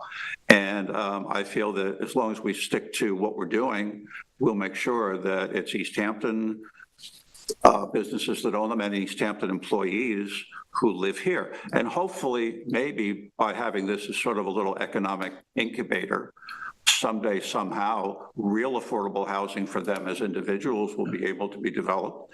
And by being in something they can afford now, perhaps they'll be able to position themselves for something further down the line. All right, great. Bruce. Yeah, you guys answered a lot of the questions I had initially. I think one of the first things I was really concerned about was the density. So I'm still sort of wrapping my head around the sheer amount of people building parking on this lot. The traffic study, I think, is going to be super important because you have to figure if this is workforce. So in the morning, mass exodus. In the afternoon, everybody's coming back, and that's, that's kind of a sensitive area right there. I think, as you dial in your septic capacity and you're able to hopefully push that right wing maybe out and expand your green area, I think that would be really beneficial to you. A little concerned about the recreation space, especially with those 2 interior buildings, right? And then the other question I had, so you have less than 4 acres, so you guys are rounding up, right? 47 isn't the real number. Yeah, So it's the real 3.9 by 12 is 46 and change? 48, 49, but Well, it's 47. 46.8-ish, so you're rounding up. So rounding up is 1 extra unit, which doesn't sound like a lot, but it's not a parking spot, right? It's an actual unit. It's 800 square feet. It's 1,200 square feet. It's an extra 3 people potentially. It's 3 extra cars. So I think that's something that just came to my mind when I did rough numbers and thinking about your layout. Other than that, I think it's a great concept. I think it's great. So I understand your wife works for Southampton he Hospital. does. Mr. Hanson, Not much more to add, but I'll echo what something Reed said, that the demand that we all know, the demand for workforce housing is just, it's so much greater than the supply. So this is a important thing. And I'm glad I asked about the physician because I wasn't even going to ask. I didn't even think that, but that is also just so important. And right, a physician may be in this unit for, 2-3 years before she or he moves on somewhere else. I also like that they'll be paying taxes into the system. That's great.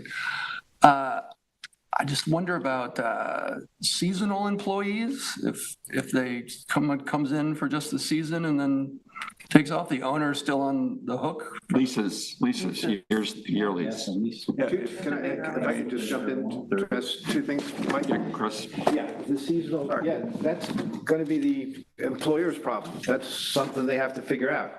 If they don't have a worker, if they're not a year-round business, it's not Rowdy Hall, it's some business that closes in the winter, they have to figure that out, but that's their problem. They are feeling, and what the feedback we get is they're happy to have the unit for when they need it during the season.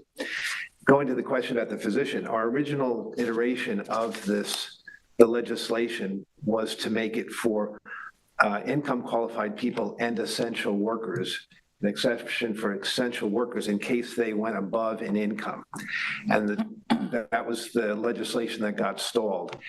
I'm hopeful that maybe the town board would revisit that so that doctors, policemen, you could conceivably go over the income limit if you had a married couple that are teachers, right? They could be making $300,000 between them, which would make them not qualified for this. And that doesn't seem to make sense because the concept was, we want to provide workforce housing for income qualified people, but we also need essential workers. We need doctors, we need teachers, we need policemen who may be a certain level of seniority where their income would be too much. So maybe in the future, essential workers will be added to the list. Any comments on the site plan or on? The explanations from Kirby were good. Sorry, Eric. Great. Lou. Yeah. First of all, I don't want to get into an adversarial position. I like the concept. I'm all for providing housing for the workforce. It's a dire need. I know a lot of people in business here in East Hampton, and it's it's something that they sweat about all the time. It's very important, and I agree that it's an essential need. And I also appreciate the fact that private money is being used to provide that. I think that's great. I also appreciate all the work that you've done in taking Eric into the fold and, working with him. I've talked to Eric about this project. A lot of work has gone on, in a cooperative effort, so I appreciate that. And it's not a problem that I have. It's just something that I think is important that we recognize that I think what we're doing is we're taking a section of the code that was written for affordable housing, and we're trying to fit it into this workforce housing. And I believe there are some issues there. I'm not saying they can't be worked out, and I know you worked on these issues for a long time, but I still think that, we have to make sure in approving this project, if we approve it, that a lot of these issues, or these mostly legal issues, are worked out so that we don't fit, a square peg into a round hole. It's not necessary for all of us to mention how much workforce housing is needed. Okay, we all love it. We all think it's great. But we also have to, remember that this kind of system, this kind of organization of workforce housing can be subject to abuse as well. You mentioned seasonal help. What if an employer decides to pack a 2-bedroom apartment with 6 or 8 people? I'm not saying, it's possible. These are the things that, I'm thinking about. And the big issue that I have is that affordable housing overlay district properties are very scarce in town. You count them on one hand. And I think what's happening here, and I know that it's not up to us to determine that, you bought the property, you bought it fair and square. It's your property, you should be able to do with it what you want. But I still want to mention that I think what's happening is we're taking away from affordable housing for moderate income community year-round residents and putting it in play for a different type of resident, someone that's more transient, someone that's not really part of the community. They may be here for a year or two, they may be here for less than a year. And the owner has to, provide a one-year lease, but may not need them to be here for that. So it's a different demographic that's going into these units. And again, it's not something that we could change. You own the property. But I think it's something that we should think about when we look at all the different legal aspects of this project. May I say a word? And thank you for your comments. The model of a landlord and an employee is basically consistent with all affordable housing projects. Somebody has to own the units in which they reside, whether it's the East Hampton Town Housing Authority or it's an amalgam of New York State and East Hampton, whatever it may be. The whole idea is that you can't put up a $30 or $40 million project without having someone of means be the landlord. In our case, we're making the landlords themselves put up the money to benefit themselves through this model, so that the workers who right now, very honestly, as you say, there may be somebody right now who's living in some place, I won't say where there's more people than 4 in that house, where maybe there's a couple of families living in individual rooms, where maybe there's a basement or an attic or a garage that out of pure necessity is being habitated by somebody who deserves better. But what are the alternatives? We're trying to provide one. And the second thing is that we're not trying to co-opt the idea of affordable housing. We're just taking a small sliver of what's necessary. When we had the lottery for the new units on 3 Mile Harbor, there were 593 people looking for 40 units. There could have been 5,000 if you'd let the thing open long enough.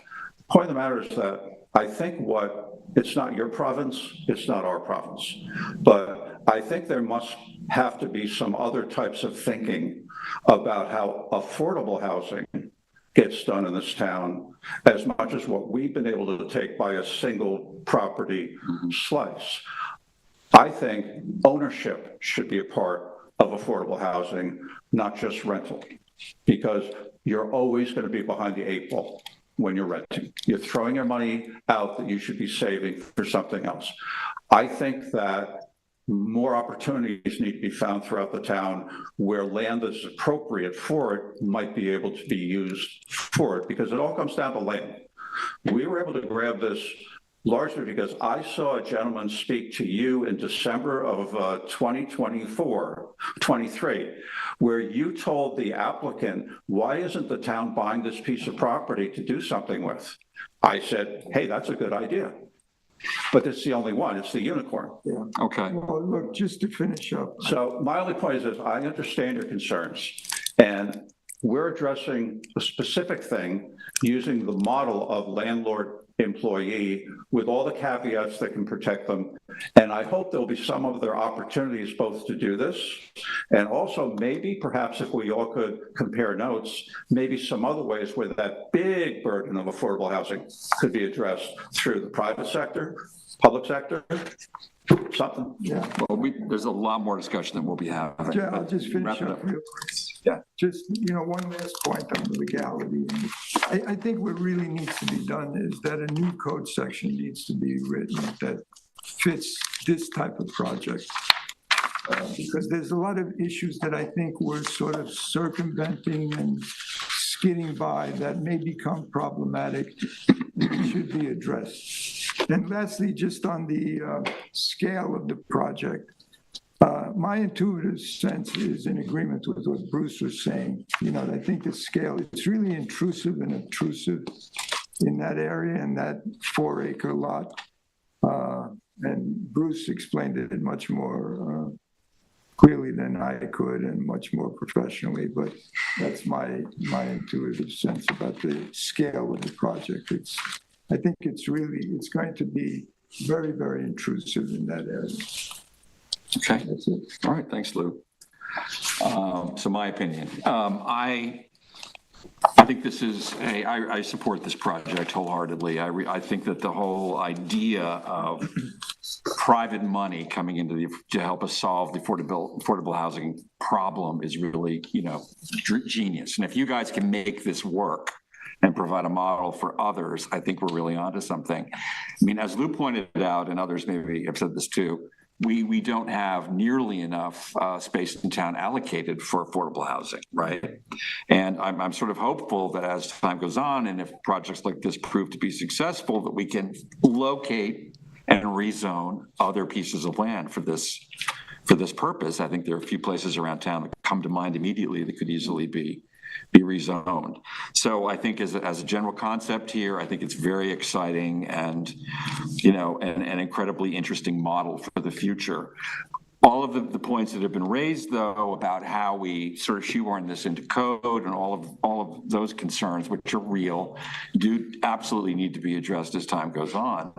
I think that it's, obviously someone has to make some money on this thing to make it feasible. And I would just intuitively feel that you probably couldn't do this with fewer units on this site, right?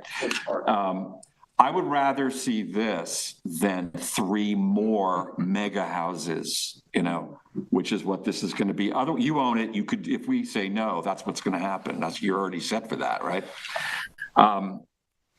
It is a lot, though, to squeeze onto this lot. I don't think you have a whole lot of options in terms of how to lay out this lot. I think this basic idea is probably the right one, but this is going to take a crafty architect, I think, working with your modular builder to really figure out how to lessen the impact of this, because it is a lot. There's no question about that. I am inclined if the septic system and the traffic study and the economic study and so on come back as we hope that they will, not to get ahead of ourselves here, but it feels to me like increasing density on this would have to be something that would take place, or this wouldn't be economically feasible, I'm guessing, but we'll get to that as time goes on. So yeah, I don't have any significant comments about the site plan. I think this probably is good. I like the townhouse idea, actually, as opposed to up and down. So yeah, support the project. All right, so we have some questions that we have to discuss to come to some kind of consensus. I'm not sure we're going to have complete consensus on all these points at this stage of the game, but I think you've gotten a lot of feedback from everyone around the table. Do we have any specific comments regarding the proposed general design and layout of the site, including buffers, buildings, parking, and access? I think you've heard a lot about all of those things. I don't think we need to go through all of this in great detail, but some of the things that were suggested here as things we might want to come to consensus about are: should a 40-foot wide scenic easement be situated at the front of the property, or some other alternate means of screening from the road? Yeah. Do we all kind of agree that there should be something? Yeah. Okay. Is this circular design acceptable, or would we prefer a different general layout? I like the circular.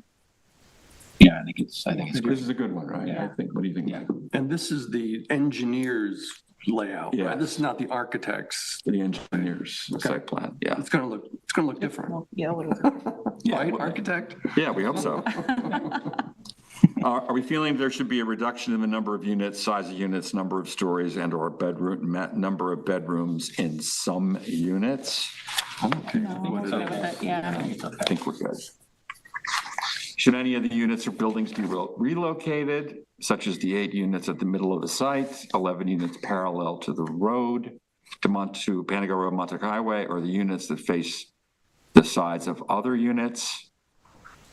That's been addressed. Yeah, I think that's been addressed. I think, as this design gets refined, we're gonna see some differences there, right? And that that these are issues. It'll get better. I think. It'll get better. Yeah. Right. Should one uninterrupted recreation area be illustrated on the site? Yes, it would be useful to have that, right? As we go forward. Does the board agree with the planning department that all the information and plans listed above, information and plans for formal site plan application, should be provided upon formal site plan, special permit application? We didn't discuss all of them, but obviously all those, criterion are in this and Eric's document. Does the board wish to waive any of them or require any additional items? At this point, I trust Eric. It is what it is. I trust Eric's judgment on that. Yeah. Okay. Yeah. Does the board agree with, let's see, wait a minute. Does the board require any additional information to determine if the ownership and or management structure proposed is compliant with the town code, other than the submission of the aforementioned legal documents and review of those documents and the code by the town attorney's office? I think you've heard a lot of questions about that still are floating around out there. So obviously we do need to address those with whatever additional information there is or whatever progress you made and working with the town on those issues between now and the time you come back with the formal. Did everyone agree on that? Yeah. Okay. So that's where we are. Thank you very much. Thank you. Thank you. Yeah. Thank you. Thanks very much. All right. Thanks, Eric. Eric, are you still with us? I'm here. All right. Okay. I think he's out canoeing. Right. Okay. All right. We have one more thing on our agenda, which is to talk about affordable multiple residences as a proposed new use. Timely. Eric has a brief presentation on this subject, and take it away, Eric. Okay, so I'll walk you through this fairly quickly. And this is a PowerPoint presentation that was presented to the town board in early March. So, as everybody knows, the town board's been looking at, and we talked about them in that previous application, some code changes to facilitate the creation of more affordable housing, including changing the density requirements. One thing that came up was the fact that the affordable housing development special permit standards have a limitation where you can't have a property of less than 3 acres if you're doing an affordable housing development. So, it was brought up that there are currently 5 properties that have the AHO designation, but which are too small for an affordable housing development, and there isn't another mechanism in the code for development of those lots. So we started looking at that with these goals, which one is creating a mechanism to develop lots that are less than 3 acres with affordable housing. And again, there was a conversation about simply reducing the minimum lot area requirement for an affordable housing development. However, again, the affordable housing development is variously 8 units per acre, 12 units per acre. That's not going to make sense on smaller properties where you have the constraints of a smaller lot. We also need to make sure that we're coordinating whatever use we create or option on those smaller properties with applicable, requirements of other agencies, mainly the health department. And then really what we wanted to do was try to create something that wouldn't just apply to those 5 lots that are sub 3 acres and have the AHO designation, but also create something that could be used on other properties if the AHO is expanded throughout the town. So the affordable multiple residence is a use, and you can see the definition there on the screen. Obviously, a working definition. I should have mentioned before too. The town boards reviewed this idea twice. Generally, have support for it. Obviously, with any new use, everything is in the details. And this is in front of you tonight to send comments to the town board because hopefully they can review this again soon. So sorry for that aside, but this is basically, in a way, you can look at this as a mini affordable housing development, smaller lots and permitting less density. It would only be permitted in the AHO, and it would allow us to develop lots of less than 3 acres. And it would allow private owners to convert an existing single-family residence to a multiple residence or build a new multiple residence on eligible properties. So here are really some of the most important kind of bullet point breakdowns of what we're looking to do and what the use is. So basically, the AHO, you have a property that's AHO less than 3 acres. Let's say it's vacant or it has an existing residence. You could build a multiple residence, so meaning multi-family dwelling, multiple units in it, either new or convert an existing single family residence. Again, only allowed in the AHO, would require site plan and special permit approval from the planning board. This is envisioned as lots that will be in private ownership and that will be rentals. We would prohibit condos or co-ops.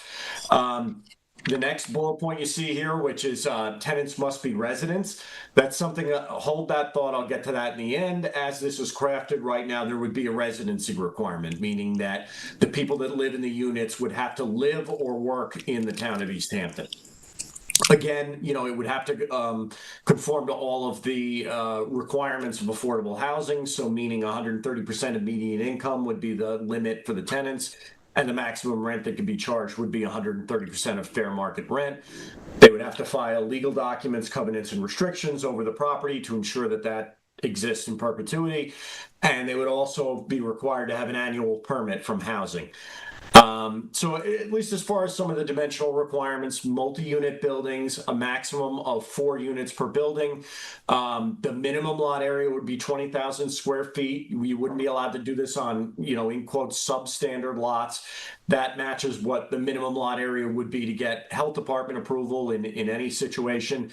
The maximum density is proposed at 4 units per acre, so basically a third of what an affordable housing development could be permitted right now. You'd have a maximum of 12 units on any lot. You can see I have some maximum number of people per bedroom, maximum number of bedrooms per unit. The dimensional regulations would be based on the underlying zoning district, so basically all the rules that would apply if you were developing the property as a single family residence would apply. All of those setbacks, all the GFA requirements, and then there's a specific parking requirement. I should mention that those dimensional requirements basically lead you to something that would look very much like the Manor House project on Accabonac Road that we talked about in the previous application, which is 12 units, 3 4-unit buildings, and on a property that in that case is just over 3 acres, but the maximum size of one of these affordable multiple residence uses would look a lot like the Manor House development based on those dimensional regulations. So just very quickly, I said previously there are 5 properties right now that have the AHO designation or less than 3 acres. Most of them, one of them is right next door, 100 Panago Place, which is Goldberg's and that small shopping center. The East Hampton Healthcare Center next door to Town Hall there. Really, all of those 5 don't really have any development potential except for the one that's pictured in this aerial photograph, which is a church property in downtown Montauk. So I went through the exercise of crunching the numbers of what the number of units you would get on each one of those sites would be at 4 units per acre. You can see that in the sort of middle column there.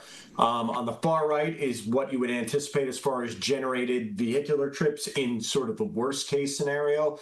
But really and then if you look on the rows here, the middle property there, 67 South Essex and Montauk, that's really the only property right now that there's a legitimate development potential to add something.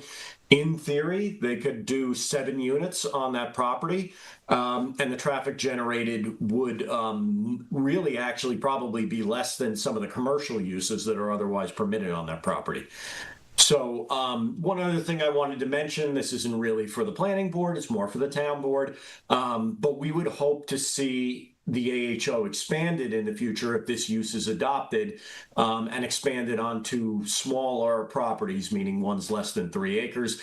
It's something that's called for in the comprehensive plan. The Hamlet report and that picture that you see in the inset is taken directly from the Hamlet report. The Community Housing Fund Project Plan and the Community Housing Board are all, things that have called for some type of mechanism for multifamily housing in the town of East Hampton. So just giving you a little bit of the benefits here of this, it would result in additional affordable rental units. It could provide legal workforce housing created by the private sector, including local businesses. Again, this is a model where it's envisioned someone would just own a residential property. It would be given the AHO. They would become the landlord. They would be required to rent the property. They would have to rent it to individuals that income qualify. An interesting point here is that this does somewhat mirror the real estate trends in town. All of the legally, so again, almost all of the zoning in the town of East Hampton is single family residential. All of the legally pre-existing, well, not all of them, but many of the legally pre-existing multifamily residences were bought a while ago by local businesses so that they could house their work staff. So we're envisioning something that is a mechanism in the code that is mirroring what, the economy and what the real estate trends are in the town in sort of in real life. Less intensive than a full-scale affordable housing development. Again, limited only to the AHO, and as we sit here today, there's really only one property that could do anything with this.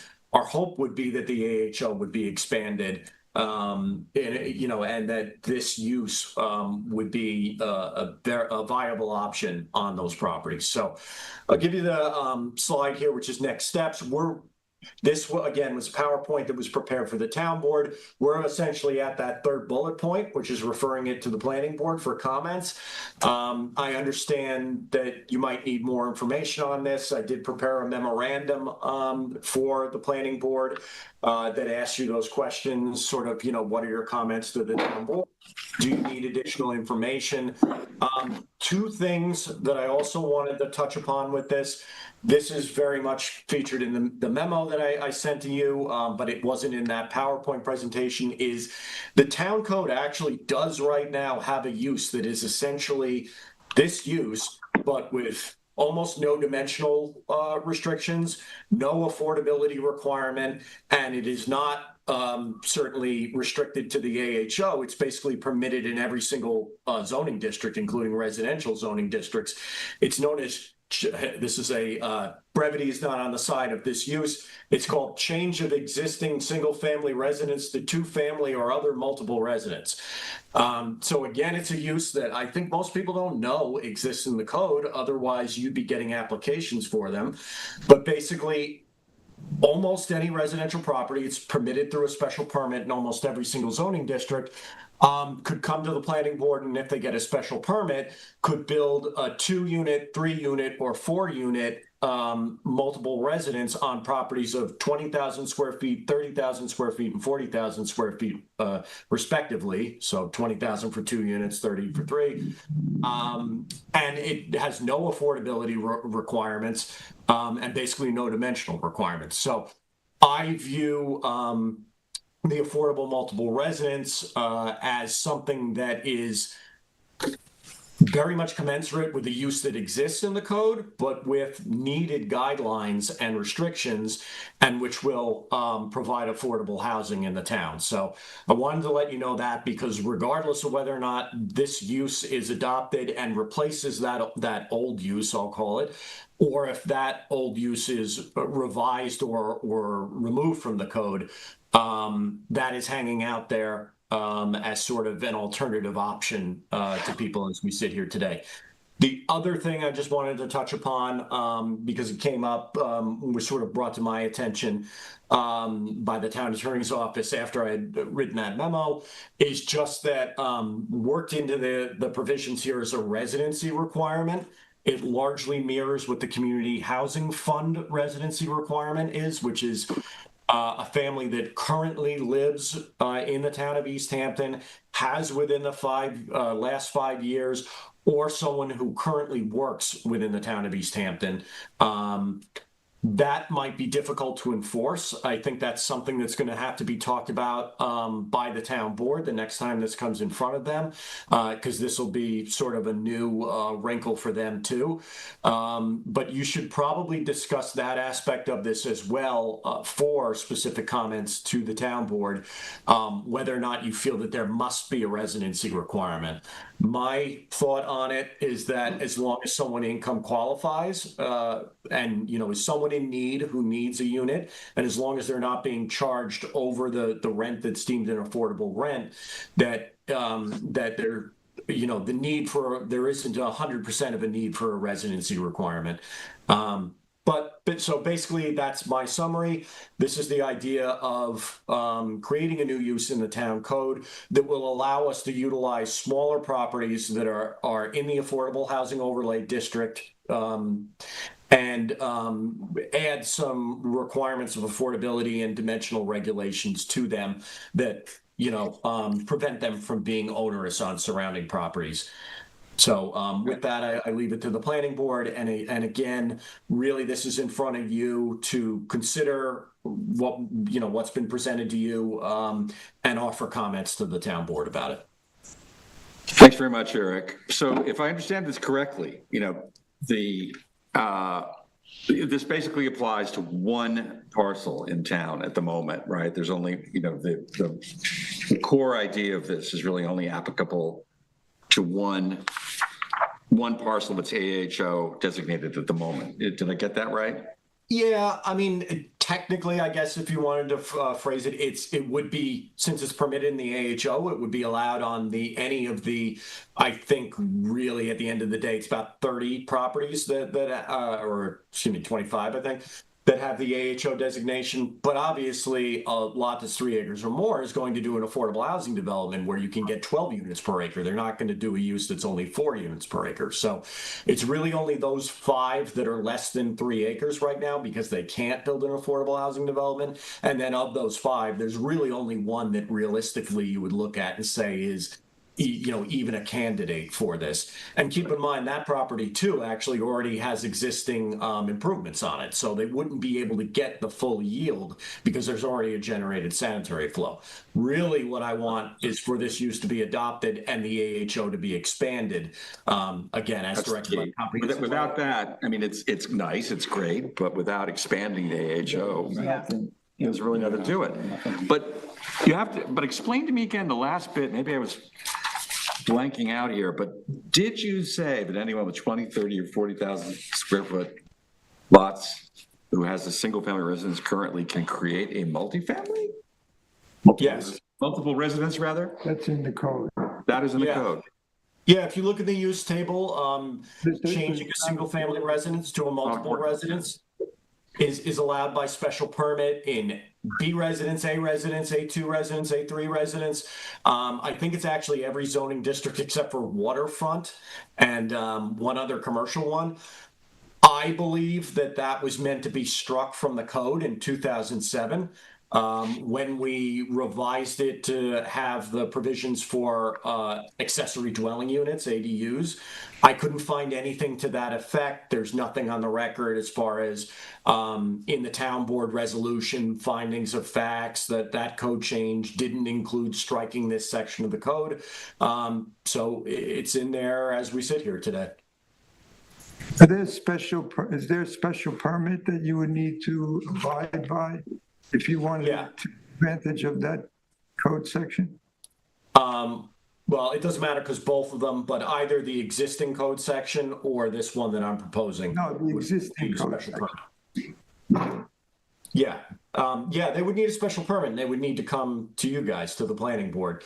But actually, just since I have it up here, hopefully you can see this. I have from the memo that these are the specific special permit standards for that use. If you look at them, you will see that they are not overly restrictive. Basically says you can convert a building or build a new one. There shall be no subdivision. And then it says, there's actually provision in there about executing an easement where if it reverts back so that it can revert back to a single family residence. But really the more important things are point 5 there, which says no change to a multiple residence shall be granted unless the lot is at least or to 3 apartments unless it's 30,000 square feet, no change to 4 apartments unless it's 40,000 square feet. So basically there's not too much restrictive in there. There's nothing that says it has to be affordable. There's nothing that gives any special dimensional regulations. It's a pretty open book. All right, Eric, when are we expected to make formal comments? Not tonight, I presume, right? We were able to ask additional questions and take time to absorb this? When do we have to do that? Make formal comments. You're not under any specific timeline. I tried to phrase those questions in the memo to sort of guide you along, but I totally understand it if you don't feel confident in sending comments, just after this meeting, and I know it's late, in the meeing. So I would think it's an important concept. It's late. We've been through a lot tonight, right?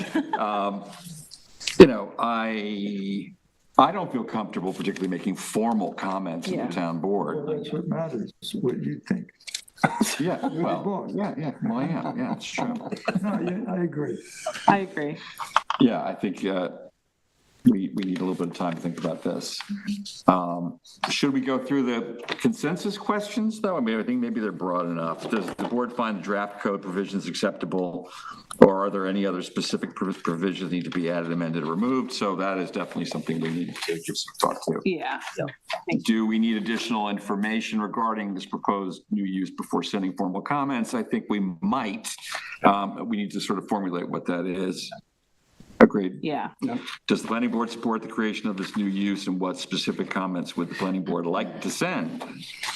Okay, well, I think we generally support it, and I think we need to figure out what our comments are. So we will take this up again, Eric. I have a question for Eric. Yeah. Eric, what are the guidelines that the town board uses to allocate certain areas as affordable housing overlay districts for this new use?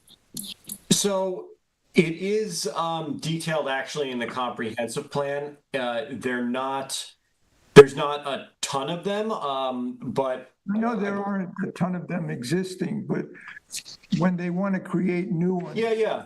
No, I meant there's not a ton of specific sort of codified criteria for a site to meet to be eligible to have the AHO added. It's public water, adjacency to goods and services, close to public transportation, that the lot is of adequate dimensions and size and shape to handle an affordable housing development. So, usually those are the things that we focus on when a property is going to be, newly given the AHO designation. The reason I'm asking is there any reason for residents of East Hampton to worry that all of a sudden their next door neighbors are going to have 2 and 3 and 4 multiple unit houses go up next to them?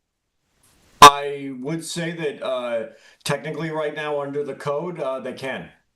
And this use would be only limited to the AHO. Yeah, I'm thinking of in the future for AHO purposes.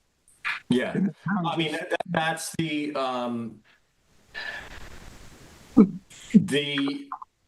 first of all, the fact that, there's only a limited number of properties now, and the town board would have to make that designation on a specific property.